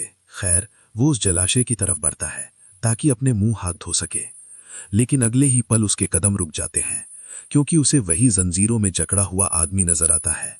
उस आदमी के हाथ खुले हुए थे, लेकिन पैरों में अभी भी जंजीर थी। वो आदमी उस जलाशय से पानी को बाहर निकाल कर रख रहा था। पुनीत बड़ी हैरानी से उस आदमी को देख रहा था, क्योंकि उसके लिए ये एक आश्चर्य करने वाली बात थी कि पानी को जमीन पर टिकाकर कैसे रखा जा सकता है। पुनीत के समझ कुछ भी नहीं आ रहा था।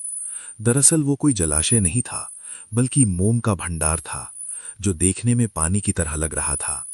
जमीन में गड्ढा करके उस मोम को इस प्रकार सुरक्षित रखा गया था ताकि वो हर समय पिघला ही रहे। लेकिन जैसे ही वो मोम उस गड्ढे से बाहर जाता तो वो ठोस आकृति ले लेता था। पुनीत आसपास देखता है। वो आदमी बिल्कुल अकेला काम कर रहा था। ऐसा लग रहा था जैसे कोई मजदूर है। पुनीत ने उसके और करीब जाने की सोची। वो एक दुबला पतला आदमी था, इसीलिए पुनीत बिना डर के उसके पास पहुंच गया। लेकिन वो आदमी पुनीत को देखकर डर गया। तुम कौन हो? पुनीत भी यही कहता है, तुम कौन हो? वो आदमी कहता है, मेरी छोड़ो, लेकिन तुम कौन हो और यहां क्या कर रहे हो? चले जाओ यहां से। उस आदमी के चेहरे पर चिंता बढ़ती जा रही थी। वो बार बार इधर उधर देख रहा था। पुनीत कहता है, मैं पुनीत हूं, यहां सत्यम को ढूंढने आया था। ये सुनते ही वो आदमी पुनीत को बड़ी हैरानी से देखता है। पुनीत कहता है, क्या हुआ? क्या तुमने मेरे दोस्त और एक बूढ़े अंकल को देखा? वो आदमी बोला, लेकिन तुम कौन हो और सत्यम को ढूंढने क्यों आए हो? पुनीत इधर उधर देखते हुए कहता है, माफ करना, मैं नहीं, मेरे साथ वाले अंकल सत्यम को ढूंढने आए हैं। वो सत्यम के पिता हैं। उन्हीं के कारण मैं यहां फंस गया हूं। अब उनका भी कुछ अता पता नहीं है। ये सुनते ही उस आदमी की आंखों में आंसू आ जाते हैं। वो पुनीत के कंधे पकड़ लेता है और बहुत ही भावुक होकर कहता है, क्या तुम मूर्तिकार सत्यम के पिताजी के साथ आए हो? पुनीत कहता है, हाँ, उन्हीं के साथ आया हूं। सत्यम के आंसुओं की धारा बहने लगती है और वो कहता है, मैं ही हूं सत्यम, मैं ही हूं वो अभागा मूर्तिकार। ये सुनते ही पुनीत भी चौंक जाता है, साथ ही खुश भी होता है कि आखिर उसकी खोज पूरी हुई। वो सत्यम को ऊपर से नीचे तक देखता है और कहता है, सच में तुम्हारी हालत कितनी बुरी हो गई है। तुम कितने पतले हो। तुम्हारे पापा सच कहते थे कि तुम्हें कैद करके रखा गया है। सत्यम कहता है, हाँ, मुझे कैद करके रखा है। मुझे उस वसुंधरा ने प्रताड़नाएं दे रखी हैं। भगवान उसे कभी माफ नहीं करेगा। जिस तरह से वो मर के भी आज जिंदा है, उसे कभी मौत नहीं आएगी। न उसे स्वर्ग नसीब होगा न नरक। जिस तरह से वो लोगों की आत्माओं को इस पृथ्वी लोक पर बांधे हुए हैं, वो खुद भी इस पृथ्वी लोक पर बंधी रह जाएगी, चाहे प्रलय ही क्यों ना आ जाए। सत्यम की बातों में बहुत गुस्सा था, लेकिन ये बातें पुनीत के बिल्कुल भी पल्ले नहीं पड़ती। वो कहता है, कौन वसुंधरा? तुम किसकी बात कर रहे हो? सत्यम कहता है, वसुंधरा गांव के मुखिया जोगीराम की धर्मपत्नी, जो देखने में कुरूप थी। वो न केवल शक्ल से बदसूरत थी, बल्कि मन से भी उतनी ही गिरी हुई थी। शायद वो अपने आप से ही नाराज थी या अपने रंग रूप से। गांव के मुखिया जोगीराम के दिल में भी अपनी पत्नी के लिए प्रेम नहीं था। लेकिन ऐसा नहीं है कि वसुंधरा को कभी किसी ने सम्मान नहीं दिया। गांव के लोगों ने वसुंधरा का मुखिया की पत्नी के रूप में हमेशा सम्मान किया। खुद मुखिया जोगीराम ने भी 4 लोगों के बीच वसुंधरा को सम्मानित किया है। लेकिन वसुंधरा मन ही मन हमेशा कुढ़ती रहती थी। मुखिया जोगीराम के मन में वैसे ही वसुंधरा के लिए प्रेम नहीं था, क्योंकि उनका विवाह एक जबरदस्ती का विवाह था। फिर एक दिन जोगीराम शहर गए। शहर में उन्हें एक बेहद सुंदर लड़की पसंद आ गई, जिसका नाम सुपर्णा था। जोगीराम ने सुपर्णा से विवाह कर लिया और उसे गांव में ले आए। सुपर्णा देखने में सच में किसी अप्सरा के जैसे थी। अब ऐसे में वसुंधरा और सुपर्णा का एक ही घर में रहना कितना मुश्किल हो सकता है, ये सभी समझ सकते हैं। एक सुंदर और एक बिल्कुल उसके उलट। वसुंधरा के मन में वैसे ही हमेशा अपनी सुंदरता को लेकर सवाल उठते थे, और ऊपर से उसकी सौतन सुपर्णा उसके मुंह पर रह रही थी। जोगीराम भी सुपर्णा के साथ अधिक समय व्यतीत करता था। ऐसे में वसुंधरा के मन में नफरत का घड़ा भरना स्वाभाविक था। जोगीराम वसुंधरा की हर जरूरत को पूरा करते थे। वो उसका अच्छे से ख्याल भी रखते थे, लेकिन जो प्रेम सुपर्णा के लिए था, वो प्रेम वसुंधरा के लिए कभी नहीं था। और बस इसी बात ने वसुंधरा को बुरा बनने के लिए मजबूर कर दिया। वसुंधरा ने कई ऐसी चालें चलीं जिससे कि जोगीराम सुपर्णा से दूर हो जाए। वो कभी भी किसी भी बात पर जोगीराम और सुपर्णा की लड़ाई करवा देती थी, लेकिन अंत में वे दोनों एक हो जाते थे और वसुंधरा मन मारकर रह जाया करती थी। जब इन सब से भी वसुंधरा को सुकून नहीं मिला, तो उसने एक ऐसा रास्ता बना लिया जो उसको और भी बर्बादी की तरफ लेता गया। वो था तंत्र मंत्र का रास्ता। वसुंधरा पास के ही गांव के एक तांत्रिक से मिलने लगी, और इस बीच उस तांत्रिक और वसुंधरा में नाजायज संबंध भी बन गए। वो संबंध ऐसे ही नहीं बने थे। तांत्रिक ने वसुंधरा को तंत्र मंत्र सिखाने के बदले उसका देह मांगा था। वसुंधरा वैसे भी नफरत की आग में जल रही थी, इसलिए उसे अपना देह देने में कोई बुराई नजर नहीं आई। जैसे ही वसुंधरा ने तंत्र मंत्र की शिक्षा पूरी कर ली, उसने सुपर्णा के साथ बुरे बुरे कर्म करना शुरू कर दिए। दिन ब दिन सुपर्णा की खूबसूरती भी ढलती गई, जबकि वो उसकी जवानी के दिन थे।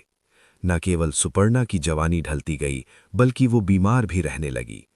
धीरे धीरे जोगीराम भी उससे दूर होता गया। जोगीराम के मन से सुपर्णा के लिए प्यार कम होता चला गया, और एक वक्त वो आया जब उसने सुपर्णा के पास बैठना तो दूर, उसे देखना भी बंद कर दिया। सुपर्णा को पहले ही बीमारी थी और वो इस गम में और ज्यादा बीमार होती चली गई। फिर एक दिन सुपर्णा ने अपना दम तोड़ दिया। कुछ दिन तक सब कुछ शांत रहा, लेकिन उसके बाद जोगीराम के परिवार के साथ अजीब घटनाएं होने लगी। आधी रात में उन्हें किसी के रोने की आवाज आती थी, लेकिन जब वे लोग अपने आसपास देखते थे तो उन्हें कोई भी नजर नहीं आता था। घर का सामान अपने आप इधर उधर होने लगा था। जोगीराम के साथ भी कई घटनाएं ऐसी हुईं जिसने उसे स्तब्ध कर दिया। वो अपनी चीज कहीं रखता था, लेकिन वही चीज उसे कहीं और मिला करती थी। उसके परिवार के साथ भी एक के बाद एक अनहोनी शुरू हो गई। कोई कुएं में गिर के मर गया तो कोई रात को सोया फिर उठा ही नहीं। इस तरह की घटनाओं के चलते गांव के ही एक बुजुर्ग ने जोगीराम से कहा कि जरूर तुम्हारे घर को बुरी नजर लगी है। शहर में एक बाबा रहते हैं, तुम उनसे जाकर मिलो, वो तुम्हारी समस्या का हल जरूर निकाल देंगे। जोगीराम ने ठीक वैसे ही किया। अपने घर की बुरी बलाओं को दूर करने के लिए वो शहर में बाबा से मिलने गया, लेकिन वहां जाकर पता चला कि जोगीराम के परिवार को किसी और की बुरी नजर नहीं लगी, बल्कि उसकी पत्नी वसुंधरा की ही बुरी नजर लगी है। बाबा ने बताया कि वसुंधरा एक तांत्रिका है और तुम्हारे घर में जो भी घटनाएं हो रही हैं वो सब वसुंधरा ही कर रही हैं। ये सब सुनकर जोगीराम भी हैरान हो गया। उसने कभी भी वसुंधरा से ये उम्मीद नहीं की थी। फिर कहीं न कहीं उसे लगा कि उसका जिम्मेदार शायद वो खुद ही है, लेकिन उसके मन में वसुंधरा के लिए गुस्सा तो पनप चुका था। बाबा ने जोगीराम को ये भी बताया कि उसे भी वसुंधरा से खतरा है, और तब से जोगीराम अपनी रक्षा के लिए एक लाल धागा हमेशा अपने हाथ पर बंद कर रखता था, इसलिए वसुंधरा उसका कुछ नहीं बिगाड़ पाई। जब वो घर लौटा और वसुंधरा के कमरे में गया तो उसका कमरा देखकर हैरान हो गया। वसुंधरा के कमरों की दीवारों पर अजीबोगरीब लाल रंग से आकृतियां बनी हुई थीं। ऐसा लग रहा था जैसे वो शैतानों की आकृतियां हैं। जगह जगह अजीब से चिन्ह बने हुए थे। जोगीराम को कमरे में घुसते ही दहशत सी लगी। जोगीराम उल्टे पांव वापस आ गया। उसकी हिम्मत ही नहीं हुई कि वसुंधरा के कमरे में 10 मिनट और भी रुक पाता। वो बहुत ही गुस्से में था। उसने वसुंधरा को आवाज लगाई। वसुंधरा घर के कामों में लगी हुई थी। जैसे ही वो अपने पति जोगीराम के पास आई तो जोगीराम ने उसे मारना शुरू कर दिया। जोगीराम ने न उससे कोई सवाल किया, न कोई जवाब दिया, बस वसुंधरा को लगातार मारता रहा। वसुंधरा ने कई बार पूछा कि मुझे क्यों मार रहे हो, लेकिन जोगीराम कुछ नहीं बोला। जब वसुंधरा अधमरी हो गई तब जाकर जोगीराम ने अपने दिल की भड़ास निकाली, जिसे सुनकर वसुंधरा थोड़ी हैरान तो हुई, लेकिन उसके चेहरे पर जरा सी भी शिकन नहीं आई। उसे अपने किए पर बिल्कुल भी पछतावा नहीं था। घर के नौकरों के जरिए ये बात पूरे गांव में फैल गई कि सुपर्णा को वसुंधरा ने तंत्र मंत्र के जरिए से मार दिया है, और घर में हो रही अन्य मौतों की जिम्मेदार भी वसुंधरा है। ये सुनकर गांव वालों के पैरों तले जमीन खिसक गई। लेकिन कहानी इतने पर ही खत्म नहीं हुई। जोगीराम वसुंधरा से इतना ज्यादा नाराज था कि उसने वसुंधरा को कई दिनों तक यातनाएं दी। जोगीराम ने वसुंधरा को कई दिनों तक एक बंद कमरे में रखा। उसे खाने के लिए न खाना दिया न पानी।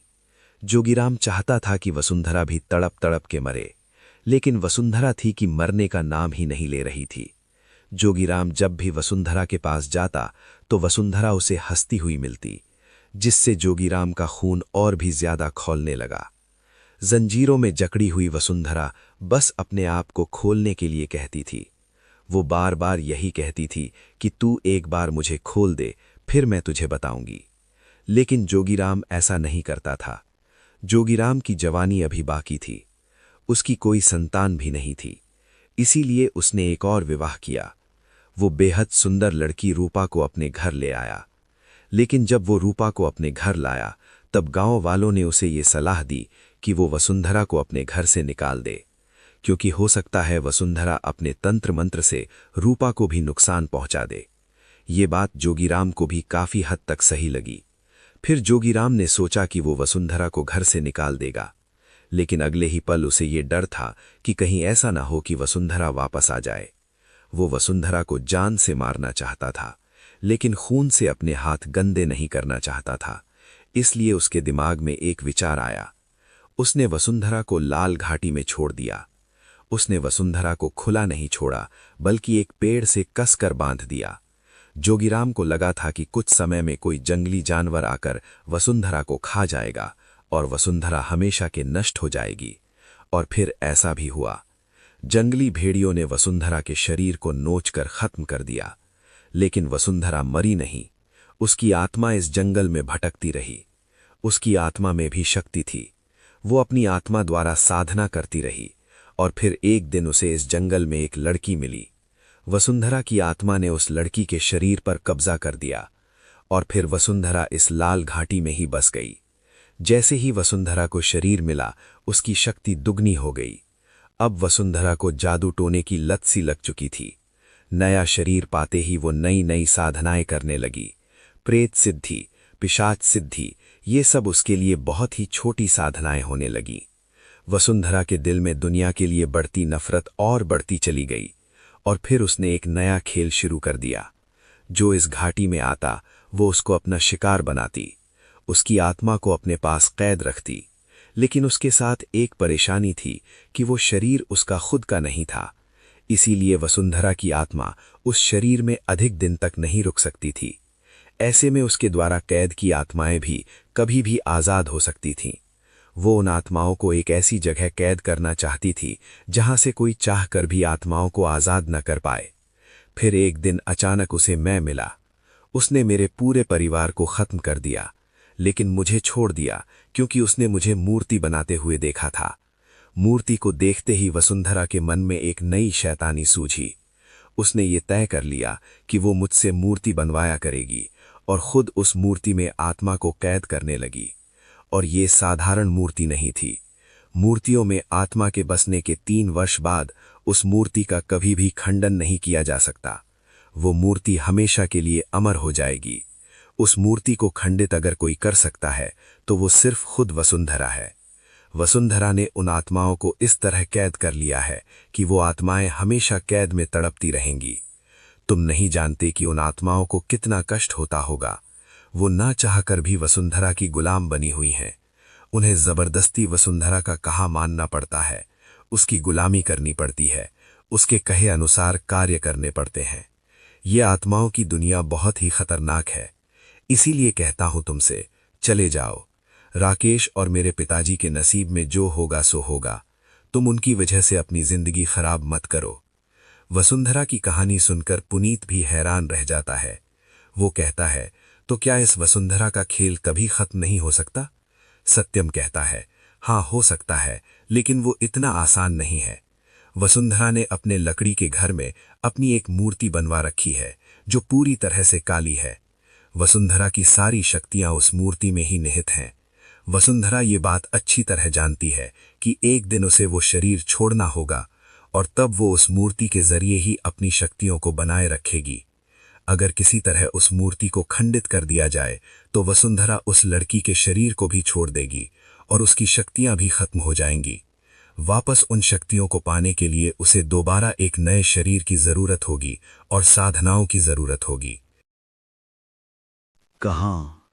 सत्यम बताता है उसका मृत शरीर वसुंधरा के वो पालतू पहलवान खाते हैं। वे एक तरह की आदिवासी जनजाति है जिसे कच्चा मांस खाने में बड़ा मजा आता है। ऐसे में वसुंधरा ने उन लोगों के मुंह इंसानों का कच्चा मांस लगा दिया जो उन्हें बहुत ही स्वादिष्ट लगता है। ये सुनकर पुनीत और भी ज्यादा घबरा गया कि यहां शरीर को भी नहीं छोड़ा जाता। फिर उसे ध्यान आया कि उसने एक बार नदी में बहता खून देखा था और उसके दोस्त ने कटा हुआ हाथ।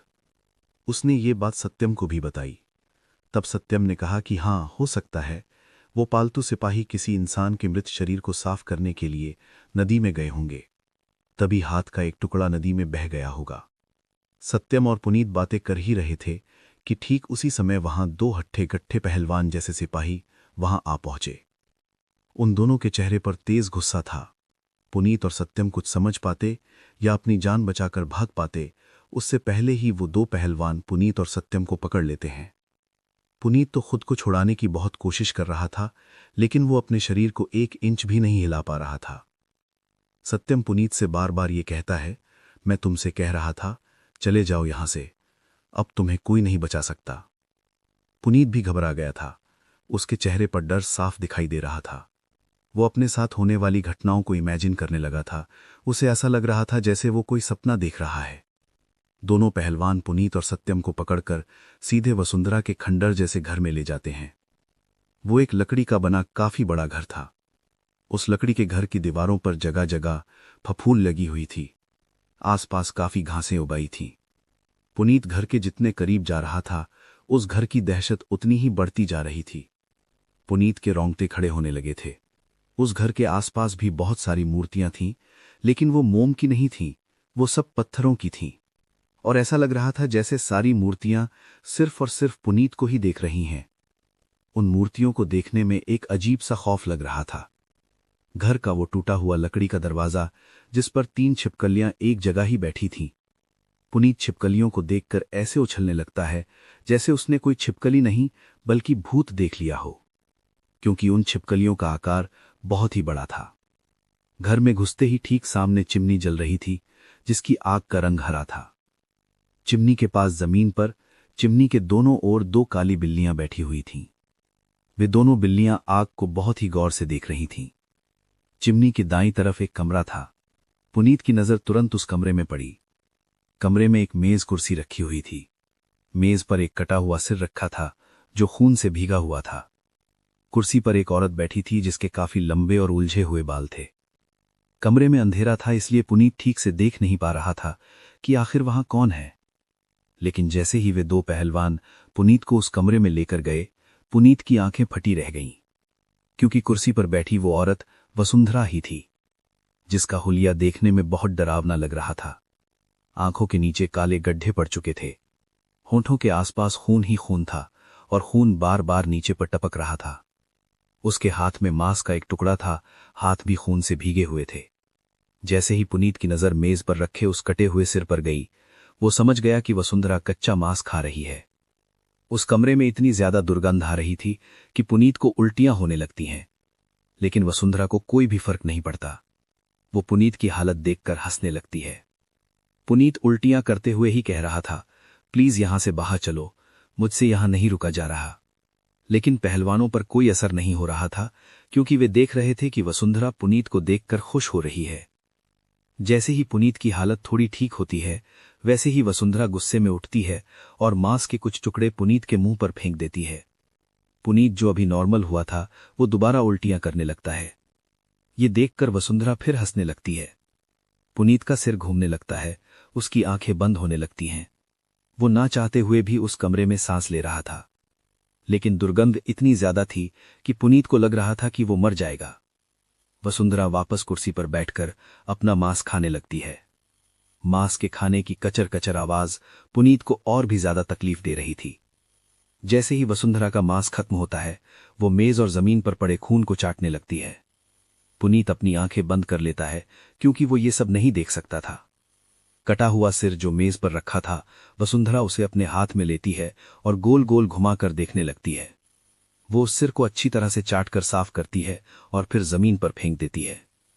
जैसे ही सिर जमीन पर गिरता है, वैसे ही वो 2 पहलवान पुनीत को छोड़कर उस सिर को उठाकर एक दूसरे से झगड़ा करने लगते हैं, क्योंकि अब उन्हें भी वो सिर खाना था। दोनों को झगड़ा करते देख वसुंधरा बुरी तरह चीखती है। उसकी चीख इतनी तेज थी कि पुनीत के तो कान के पर्दे ही सुन्न पड़ जाते हैं। साथ ही वो 2 पहलवान भी शांत हो जाते हैं। वसुंधरा एक भारी आवाज में कहती है, लाओ, ये सिर मुझे वापस दो। ये सुनते ही दोनों पहलवान बिल्कुल शांत हो जाते हैं। उनमें से एक पहलवान चुपचाप उस सिर को बाहर ले जाता है। दूसरा पहलवान भी उसके पीछे पीछे चला जाता है। ये देखकर पुनीत भी बाहर जाने की कोशिश करता है, लेकिन तभी वसुंधरा अपने बालों को हवा में लहराकर पुनीत की गर्दन पकड़ लेती है। पुनीत इस वार के लिए तैयार नहीं था। वो तुरंत घबरा जाता है। जैसे ही पुनीत वसुंधरा के चेहरे की तरफ देखता है, उसके दिल की धड़कन तेज हो जाती है। उसे लगने लगा था कि अब तो उसकी मौत पक्की है। फिर धीरे धीरे वसुंधरा पुनीत के करीब आती है और कहती है, तू कहाँ जा रहा है? तेरा हाल तो मैं इससे भी ज्यादा बुरा करूंगी। तू वही है ना जिसने मेरी बनी बनाई मूर्तियों को तोड़ दिया? तूने उन सभी आत्माओं को आजाद कर दिया। जानता है उन मूर्तियों को बनाने में कितनी मेहनत लगती है? तू क्या जाने, तूने कभी मूर्ति बनाई हो तब तुझे पता हो। उन मूर्तियों को अभी पक्का करना बाकी था। पुनीत वसुंधरा के आगे हाथ जोड़े खड़ा था। वो उसे खुद को छोड़ने की भीख मांग रहा था। वसुंधरा भी अपने बालों की पकड़ को ढीला करती है और कहती है, तुझे मैं इतनी आसानी से नहीं मारूंगी। तुझे एक दर्दनाक मौत दूंगी। जिस तरह से तूने मेरी एक एक मूर्ति को तोड़ा है, उसी तरह तेरे शरीर के एक एक अंग को तोड़कर रख दूंगी।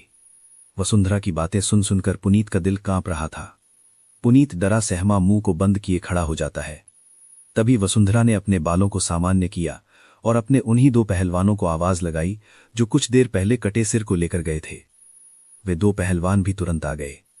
वसुंधरा ने उनसे कहा, जाओ, इसे भी उन दोनों के साथ बंद कर दो। मैं इससे शाम को मिलूंगी, अभी मुझे बहुत काम है।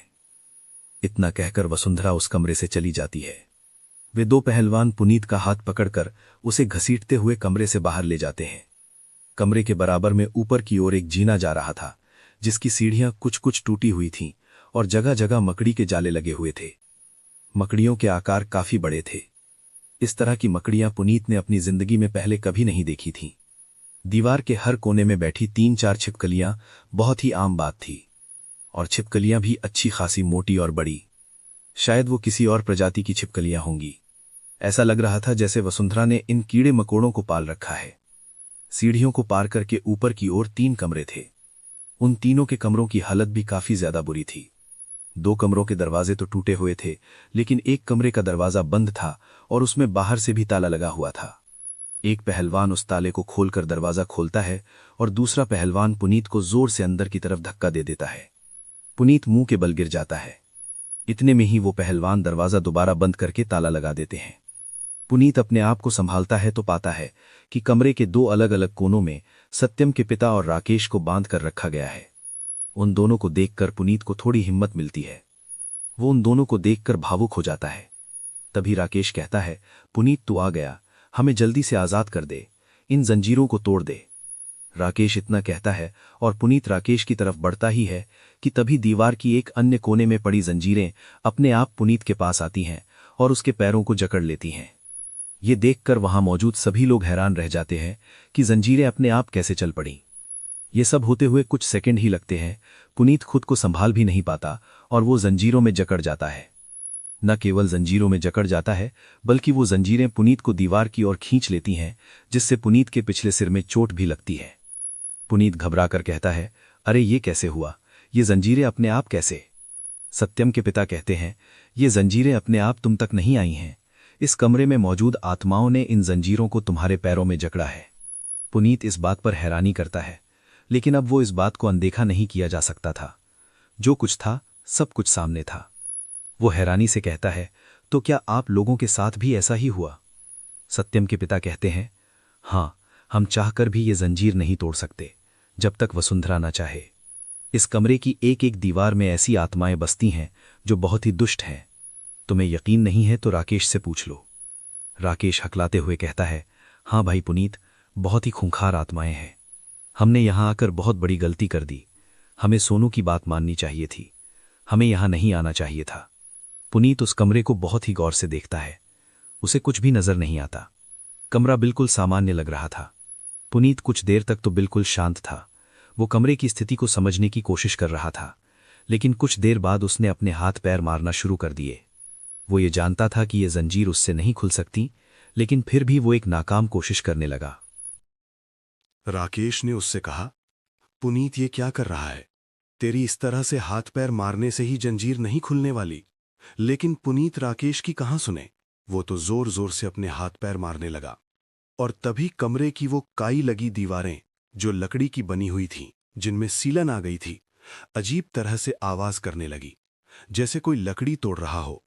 वो आवाज सुनते ही कुछ देर के लिए पुनीत फिर शांत हुआ। तीनों का ध्यान उस आवाज पर गया, लेकिन फिर 2 सेकंड बाद पुनीत ने वापस अपने हाथ पैर मारने शुरू कर दिए और फिर अचानक उस कमरे में एक लाल धुआं आने लगा। धीरे धीरे वो धुआं पूरे कमरे में फैल गया। धुआं इतना ज्यादा फैल गया कि वे लोग एक दूसरे को देख भी नहीं पा रहे थे। सत्यम के पिता बोले, ये क्या बला है, ये धुआं कैसा? फिर धीरे धीरे वो धुआं छटने लगा और एक मानव आकृति लेने लगा। देखते ही देखते वो लाल धुआं काले रंग में परिवर्तित होने लगा और हवा में उड़ने लगा। ऐसा लग रहा था कि कोई व्यक्ति हवा में उड़ रहा है। ये नजारा देखकर तीनों ही डर चुके थे, लेकिन फिर भी पुनीत ने हिम्मत से काम लिया। उसने अपने चेहरे पर डर को ज्यादा जाहिर नहीं किया। वो गुस्से में बोला, खोलो, हमें खोलो, नहीं तो अच्छा नहीं होगा। लेकिन आकृतियों ने कोई जवाब नहीं दिया, बल्कि वो अजीब तरह से चीखने लगी। पुनीत को ज्यादा हलचल करते देख वो 3-4 आकृतियां पुनीत के करीब आ गईं और फिर पुनीत का शरीर एकदम जकड़ने लगा। ऐसा लग रहा था कि उसके शरीर को कोई दूसरा ही कंट्रोल कर रहा है। बैठे बैठे ही उसकी आंखें अपने आप ऊपर की ओर चढ़ने लगीं। जंजीरों में बंधे हुए उसके हाथ अपने आप अकड़ने लगे। राकेश और सत्यम के पिता ये देखकर घबरा गए। वो समझ गए कि ये इन परछाइयों का ही काम है। ये परछाइयां एक आत्मा का रूप हैं। पुनीत के चीखने चिल्लाने के कारण इन आत्माओं को जागृत होना पड़ा और अब ये पुनीत को परेशान कर रही हैं। सत्यम के पिता ने कहा, छोड़ दो उसे, छोड़ दो, वो निर्दोष है। लेकिन वो धुएं की आकृतियां सत्यम के पिता की कहां सुने। उन्हें तो जो निर्देश दिए गए थे वे उनका पालन कर रही थीं। उन आकृतियों की चीखने की आवाज वसुंधरा और अन्य पहलवानों तक भी गई थी और पहलवानों को भी ये निर्देश था कि अगर ऊपर कमरे में तुम्हें कोई भी गड़बड़ लगे तो तुम्हें तुरंत जाकर देखना है। वे पहलवान उस आवाज को सुनकर तुरंत कमरे में आ जाते हैं और पुनीत का हाल देखकर समझ जाते हैं कि ये जरूर ज्यादा शोर मचा रहा था, इसलिए आत्माएं उसे परेशान करने के लिए आई हैं। उन दोनों पहलवानों ने जमीन पर सिर रखकर कुछ मंत्र बोले, जिनके बाद वे आत्माएं तुरंत शांत हो गईं। फिर कुछ ही देर में पुनीत भी सामान्य हो गया, लेकिन उसे अपने शरीर में काफी कमजोरी लगने लगी। उनमें से एक पहलवान बोला, तुम लोग ज्यादा हाथ पैर मत फेंको, ये आत्माएं तुम्हारी जान भी ले सकती हैं और वसुंधरा ऐसा नहीं चाहती कि आत्माएं तुम्हारी जान लें। वो तुम्हें खुद मारना चाहती है, इसलिए जितने भी दिन तुम जिंदा रह सकते हो रह लो। ये ऐसी कैद आत्माएं हैं जो अंदर से बहुत ही क्रोधित हैं और उनके क्रोध का कारण भी यही है कि इन्हें कैद करके रखा गया है। ये अपना सारा क्रोध तुम तीनों पर उतार देंगी, इसलिए शांति के साथ यहां बैठे रहो। वे तीनों बिल्कुल शांत होकर बैठ जाते हैं। जब वे पहलवान उस कमरे को दोबारा बंद करके चले जाते हैं, तब सत्यम के पिता कहते हैं, पुनीत, हम तुमसे बार बार मना कर रहे थे कि हाथ पैर मत मारो, लेकिन तुम हमारी बात सुन ही नहीं रहे थे। देखा ना अब उन आत्माओं ने क्या किया। अगर तुम्हारी जान चली जाती तो? पुनीत कहता है, जान तो हमारी वैसे भी जानी है। क्या तुमने वसुंधरा का रूप देखा है? सत्यम के पिता और राकेश ना में गर्दन हिला देते हैं।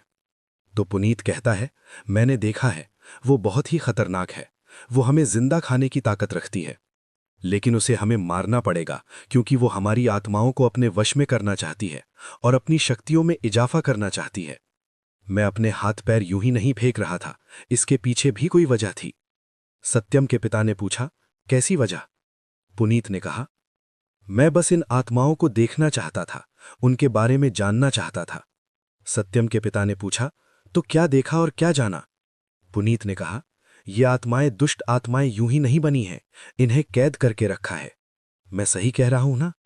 सत्यम कहते हैं, हाँ, ये पहलवान तो यही कह रहे थे कि ये इसलिए इतनी ज्यादा क्रूर हैं क्योंकि इन्हें कैद करके रखा गया है। पुनीत कहता है, क्या हो अगर आत्माओं को आजाद कर दिया जाए? ये सुनकर सत्यम के पिता और राकेश कुछ देर शांत रहते हैं और एक दूसरे के चेहरे को देखते रहते हैं। राकेश कहता है, ये तू क्या कह रहा है? इन आत्माओं को आजाद कौन करेगा और ये आजाद होंगी कैसे? पुनीत कहता है, देखो, कोई भी इंसान हो या कोई भी आत्मा हो, वो कभी भी अपने आप को कष्ट में नहीं देखना चाहती। ये आत्मा भी कष्ट में है, इसलिए इतनी क्रूर हो चुकी है। मैं चाहूं तो इन आत्माओं को यहां से निकाल सकता हूं और इन्हें हमेशा के लिए आजाद कर सकता हूं। आज ये आत्माएं जो पृथ्वी लोक पर भटक रही हैं, ये अपनी मंजिल को आसानी से जा सकती हैं। तुम नहीं जानते शायद इन आत्माओं को कितना दर्द होता होगा, जब ये ना चाहते हुए भी वो काम करती होंगी जो वसुंधरा चाहती है। इनकी भी अपनी एक दुनिया होती होगी। राकेश कहता है, पुनीत तुझे क्या हो गया है, तू ये कैसी बातें कर रहा है? पुनीत कहता है, मैं सही कह रहा हूं, मैं आत्माओं को आजाद करने में उनकी मदद कर सकता हूं, लेकिन उसके लिए हमें यहां से निकलना होगा, हमें इस कमरे से निकलना होगा। राकेश कहता है, लेकिन हम यहां से बाहर नहीं जा सकते। तू जिन आत्माओं को आजाद करने के लिए कह रहा है ना, उन्हीं आत्माओं ने हमें यहां कैद किया है। पुनीत कहता है, हाँ ये बात तो है, वो भला हमें इस कमरे से बाहर क्यों निकालेंगी? उन्होंने ही तो हमें यहां कैद किया है। लेकिन अगर वे हमें आजाद कर दें तो हम भी उन्हें आजाद करा सकते हैं।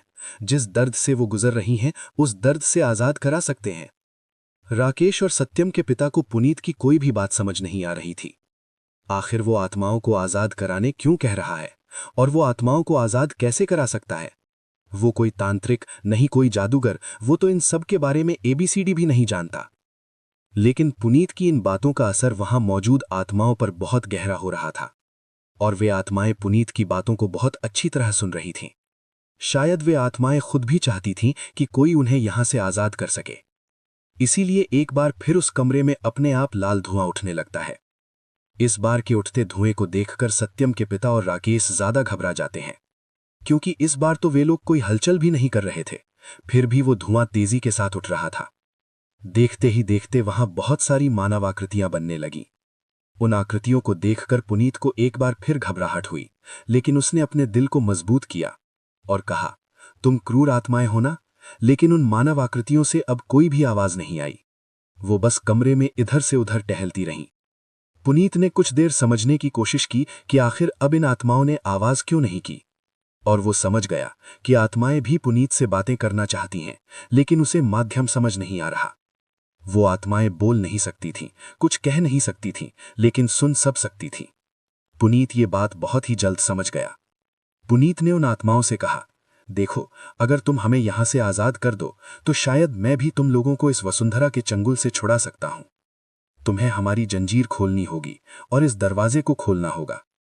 फिर कैसे भी करके हमें उस कमरे तक लेकर जाना होगा जहां पर वसुंधरा की मूर्ति रखी है, वो काली मूर्ति जिसमें उसकी सारी शक्तियां निहित हैं।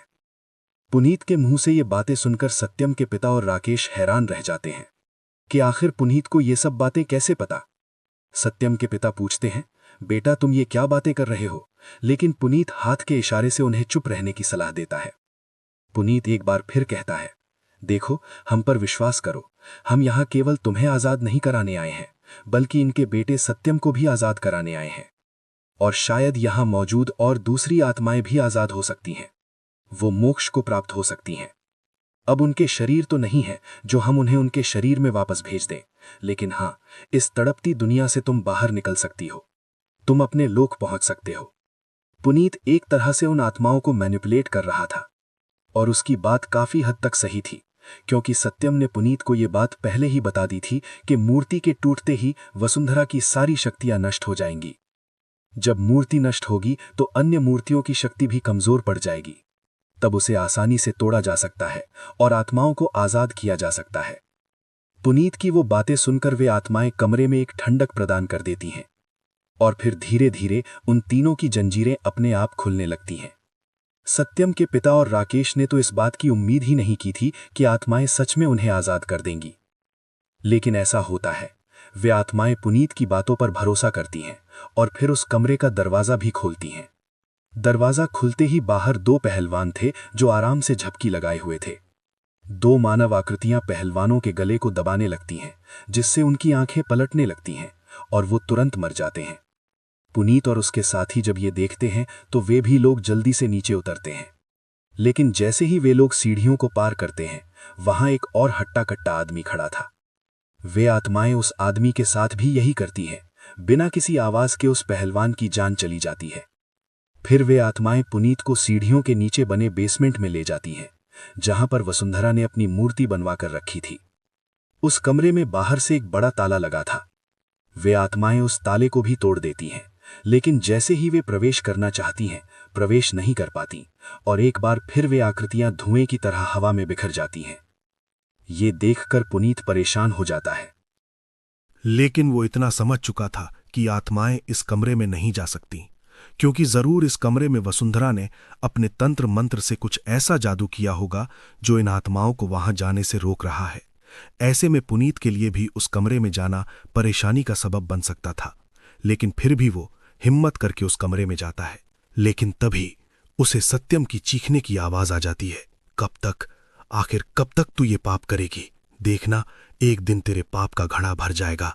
ये धरती तुझ जैसे शैतानों की नहीं है, इसे भगवान ने बनाया है और वो अपनी कृपा कभी न कभी जरूर दिखाएंगे। मैं अब कोई मूर्ति नहीं बनाऊंगा। तू चाहे मुझे जान से मार दे या मेरी आत्मा को कैद कर दे, मुझे फर्क नहीं पड़ता, लेकिन मैं तेरे लिए एक मूर्ति भी नहीं बनाऊंगा। सत्यम की ये कहने के बाद उसके जोर जोर से चिल्लाने और रोने की आवाज आने लगती है।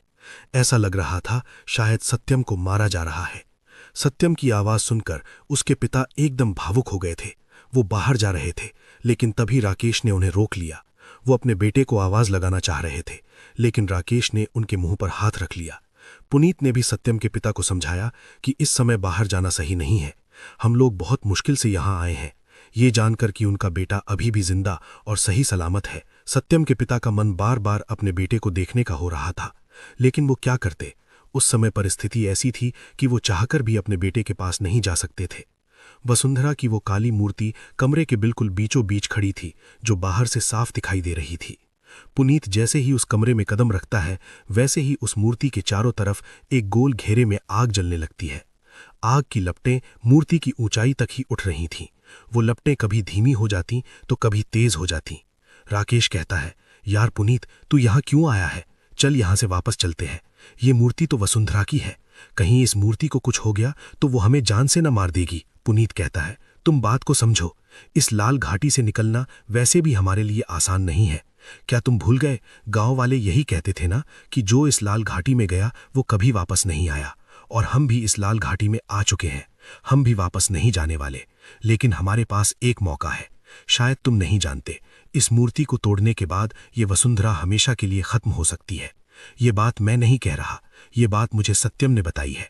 मैं सत्यम से मिला हूं, उसने मुझे वसुंधरा की पूरी कहानी बताई कि वसुंधरा कौन है और वो ऐसा क्यों कर रही है। जान तो वैसे भी जानी है, इसलिए एक बार इस मूर्ति को तोड़ कर देखते हैं। सत्यम के पिता कहते हैं, लेकिन इस मूर्ति को तोड़ोगे कैसे? ये पत्थर की पक्की मूर्ति है, इसे तोड़ना इतना आसान नहीं है। इसके लिए भारी भरकम हथौड़ा चाहिए। यहाँ इस कमरे में इस मूर्ति के अलावा और कुछ भी नहीं है। ऊपर से ये आग, इस आग को कैसे पार करोगे? पुनीत कहता है, मैं अभी आया।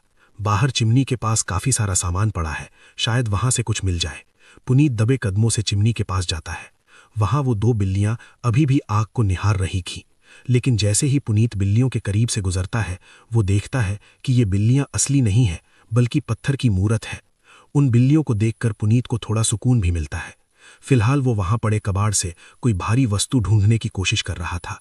वो बहुत ही आराम से हर एक सामान को उठा उठाकर एक जगह से दूसरी जगह रख रहा था, क्योंकि उसे डर था कि उसकी एक गलती उसे भी इन मूर्तियों में परिवर्तित कर सकती है। और अंत में उसे एक मूसल मिल जाता है। वो मूसल अच्छा खासा भारी थी। पुनीत मूसल को लेकर कमरे में जा ही रहा था कि तभी पीछे से वसुंधरा आ जाती है। वो पुनीत को इस तरह आजाद देखकर हैरान रह जाती है। कुछ देर तक तो उसे समझ ही नहीं आता कि ये वही पुनीत है जिसे कुछ देर पहले उसने अपने दो पहलवानों के हाथों एक कमरे में बंद करवाया था। पुनीत को भी ये पता नहीं था कि उसके पीछे वसुंधरा खड़ी है, लेकिन जैसे ही पुनीत बेसमेंट में जाने वाले सीढ़ियों पर चलता है, वसुंधरा तुरंत समझ जाती है कि जरूर दाल में कुछ काला है। वो तेजी से पुनीत के पीछे भागती है। वसुंधरा की आहट पुनीत को भी आ गई थी। वो जैसे ही पलट कर देखता है, वसुंधरा एक भयानक रूप लिए उसके सामने खड़ी थी। पुनीत, जो अभी तक काफी हिम्मत से काम ले रहा था, धीरे धीरे उसकी हिम्मत टूटती हुई नजर आती है, लेकिन फिर भी वो अपने मन पर काबू पाता है और जल्दी से कमरे में प्रवेश करता है। वसुंधरा गुस्से में पुनीत के करीब आते हुए कहती है, तुझे तो मैं नहीं छोड़ूंगी, तू इस कमरे में नहीं जा सकता। इतना कहते हुए वसुंधरा कमरे में दाखिल होती है और तुरंत अपने बालों की जटाओं से पुनीत को पकड़ लेती है। पुनीत मुंह के बल नीचे गिर जाता है और उसके हाथ से मूसल भी गिर जाता है। वसुंधरा गुस्से में कहती है, तुम लोग ऐसे बाज नहीं आओगे, तुम्हें मौत का मजा चखाना ही होगा। वसुंधरा अपनी आंखें बंद करती है और दोनों हाथ धीरे धीरे ऊपर की ओर ले जाती है। देखते ही देखते कमरे के चारों कोनों में आग लग जाती है और वो आग धीरे धीरे फैलने लगती है। आग को फैलता देख सत्यम के पिता और राकेश बाहर की तरफ भागते हैं, लेकिन तभी वसुंधरा उन दोनों को धक्का दे देती है। वे दोनों तुरंत आग में ही गिरते हैं। उनके शरीर जलने लगते हैं, लेकिन जैसे तैसे करके वो अपने आप को संभालते हैं। पुनीत, जिसके हाथ में मूसल छूट चुका था, वो बड़ी मुश्किल से राकेश से कहता है, राकेश, वो मूर्ति तोड़ दे, वो मूर्ति तोड़ दे। राकेश की कमर काफी तेजी से जल रही थी। उसकी पीड़ा असहनीय थी। वो पुनीत की बातों पर गौर ही नहीं करता। लेकिन सत्यम के पिता ये बात समझ चुके थे कि ये आखिरी मौका है, वरना हम लोगों की मौत पक्की है। वे किसी भी तरह अपने बेटे को बचाना चाहते थे। सत्यम के पिता इस घाटी में दृढ़ निश्चय करके आए थे कि चाहे कुछ भी हो जाए, वो अपने बेटे को बचाकर रहेंगे। उनके कपड़ों में भी आग लगी हुई थी। उनका एक हाथ आग की लपटों में झुलस रहा था, लेकिन फिर भी उन्होंने हिम्मत करके मूसल उठाया और उस मूसल को तुरंत आग के पार फेंक दिया।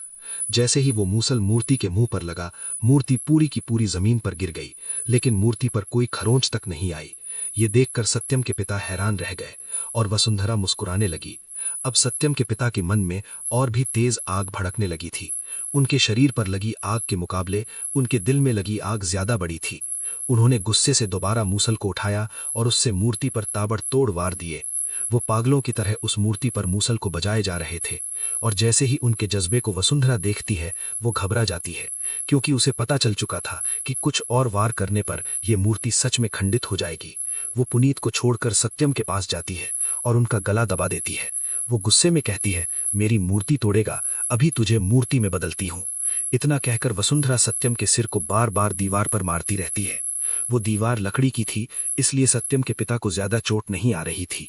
वे पिटते हुए भी कह रहे थे, बेटा, इस मूर्ति को तोड़ो, कोई इस मूर्ति को तोड़ो। जब राकेश की नजर पुनीत और सत्यम के पिता पर पड़ती है कि दोनों की हालत अब काफी ज्यादा बुरी हो चुकी है, पुनीत ने भी लगभग अपनी आंखें बंद ही कर ली थीं, तब राकेश तकलीफ में भी मूसल को उठाता है और मूर्ति के मुंह पर कई वार कर देता है। क्योंकि राकेश एक हट्टा कट्टा नौजवान था, इसलिए उसके हर वार में ताकत थी।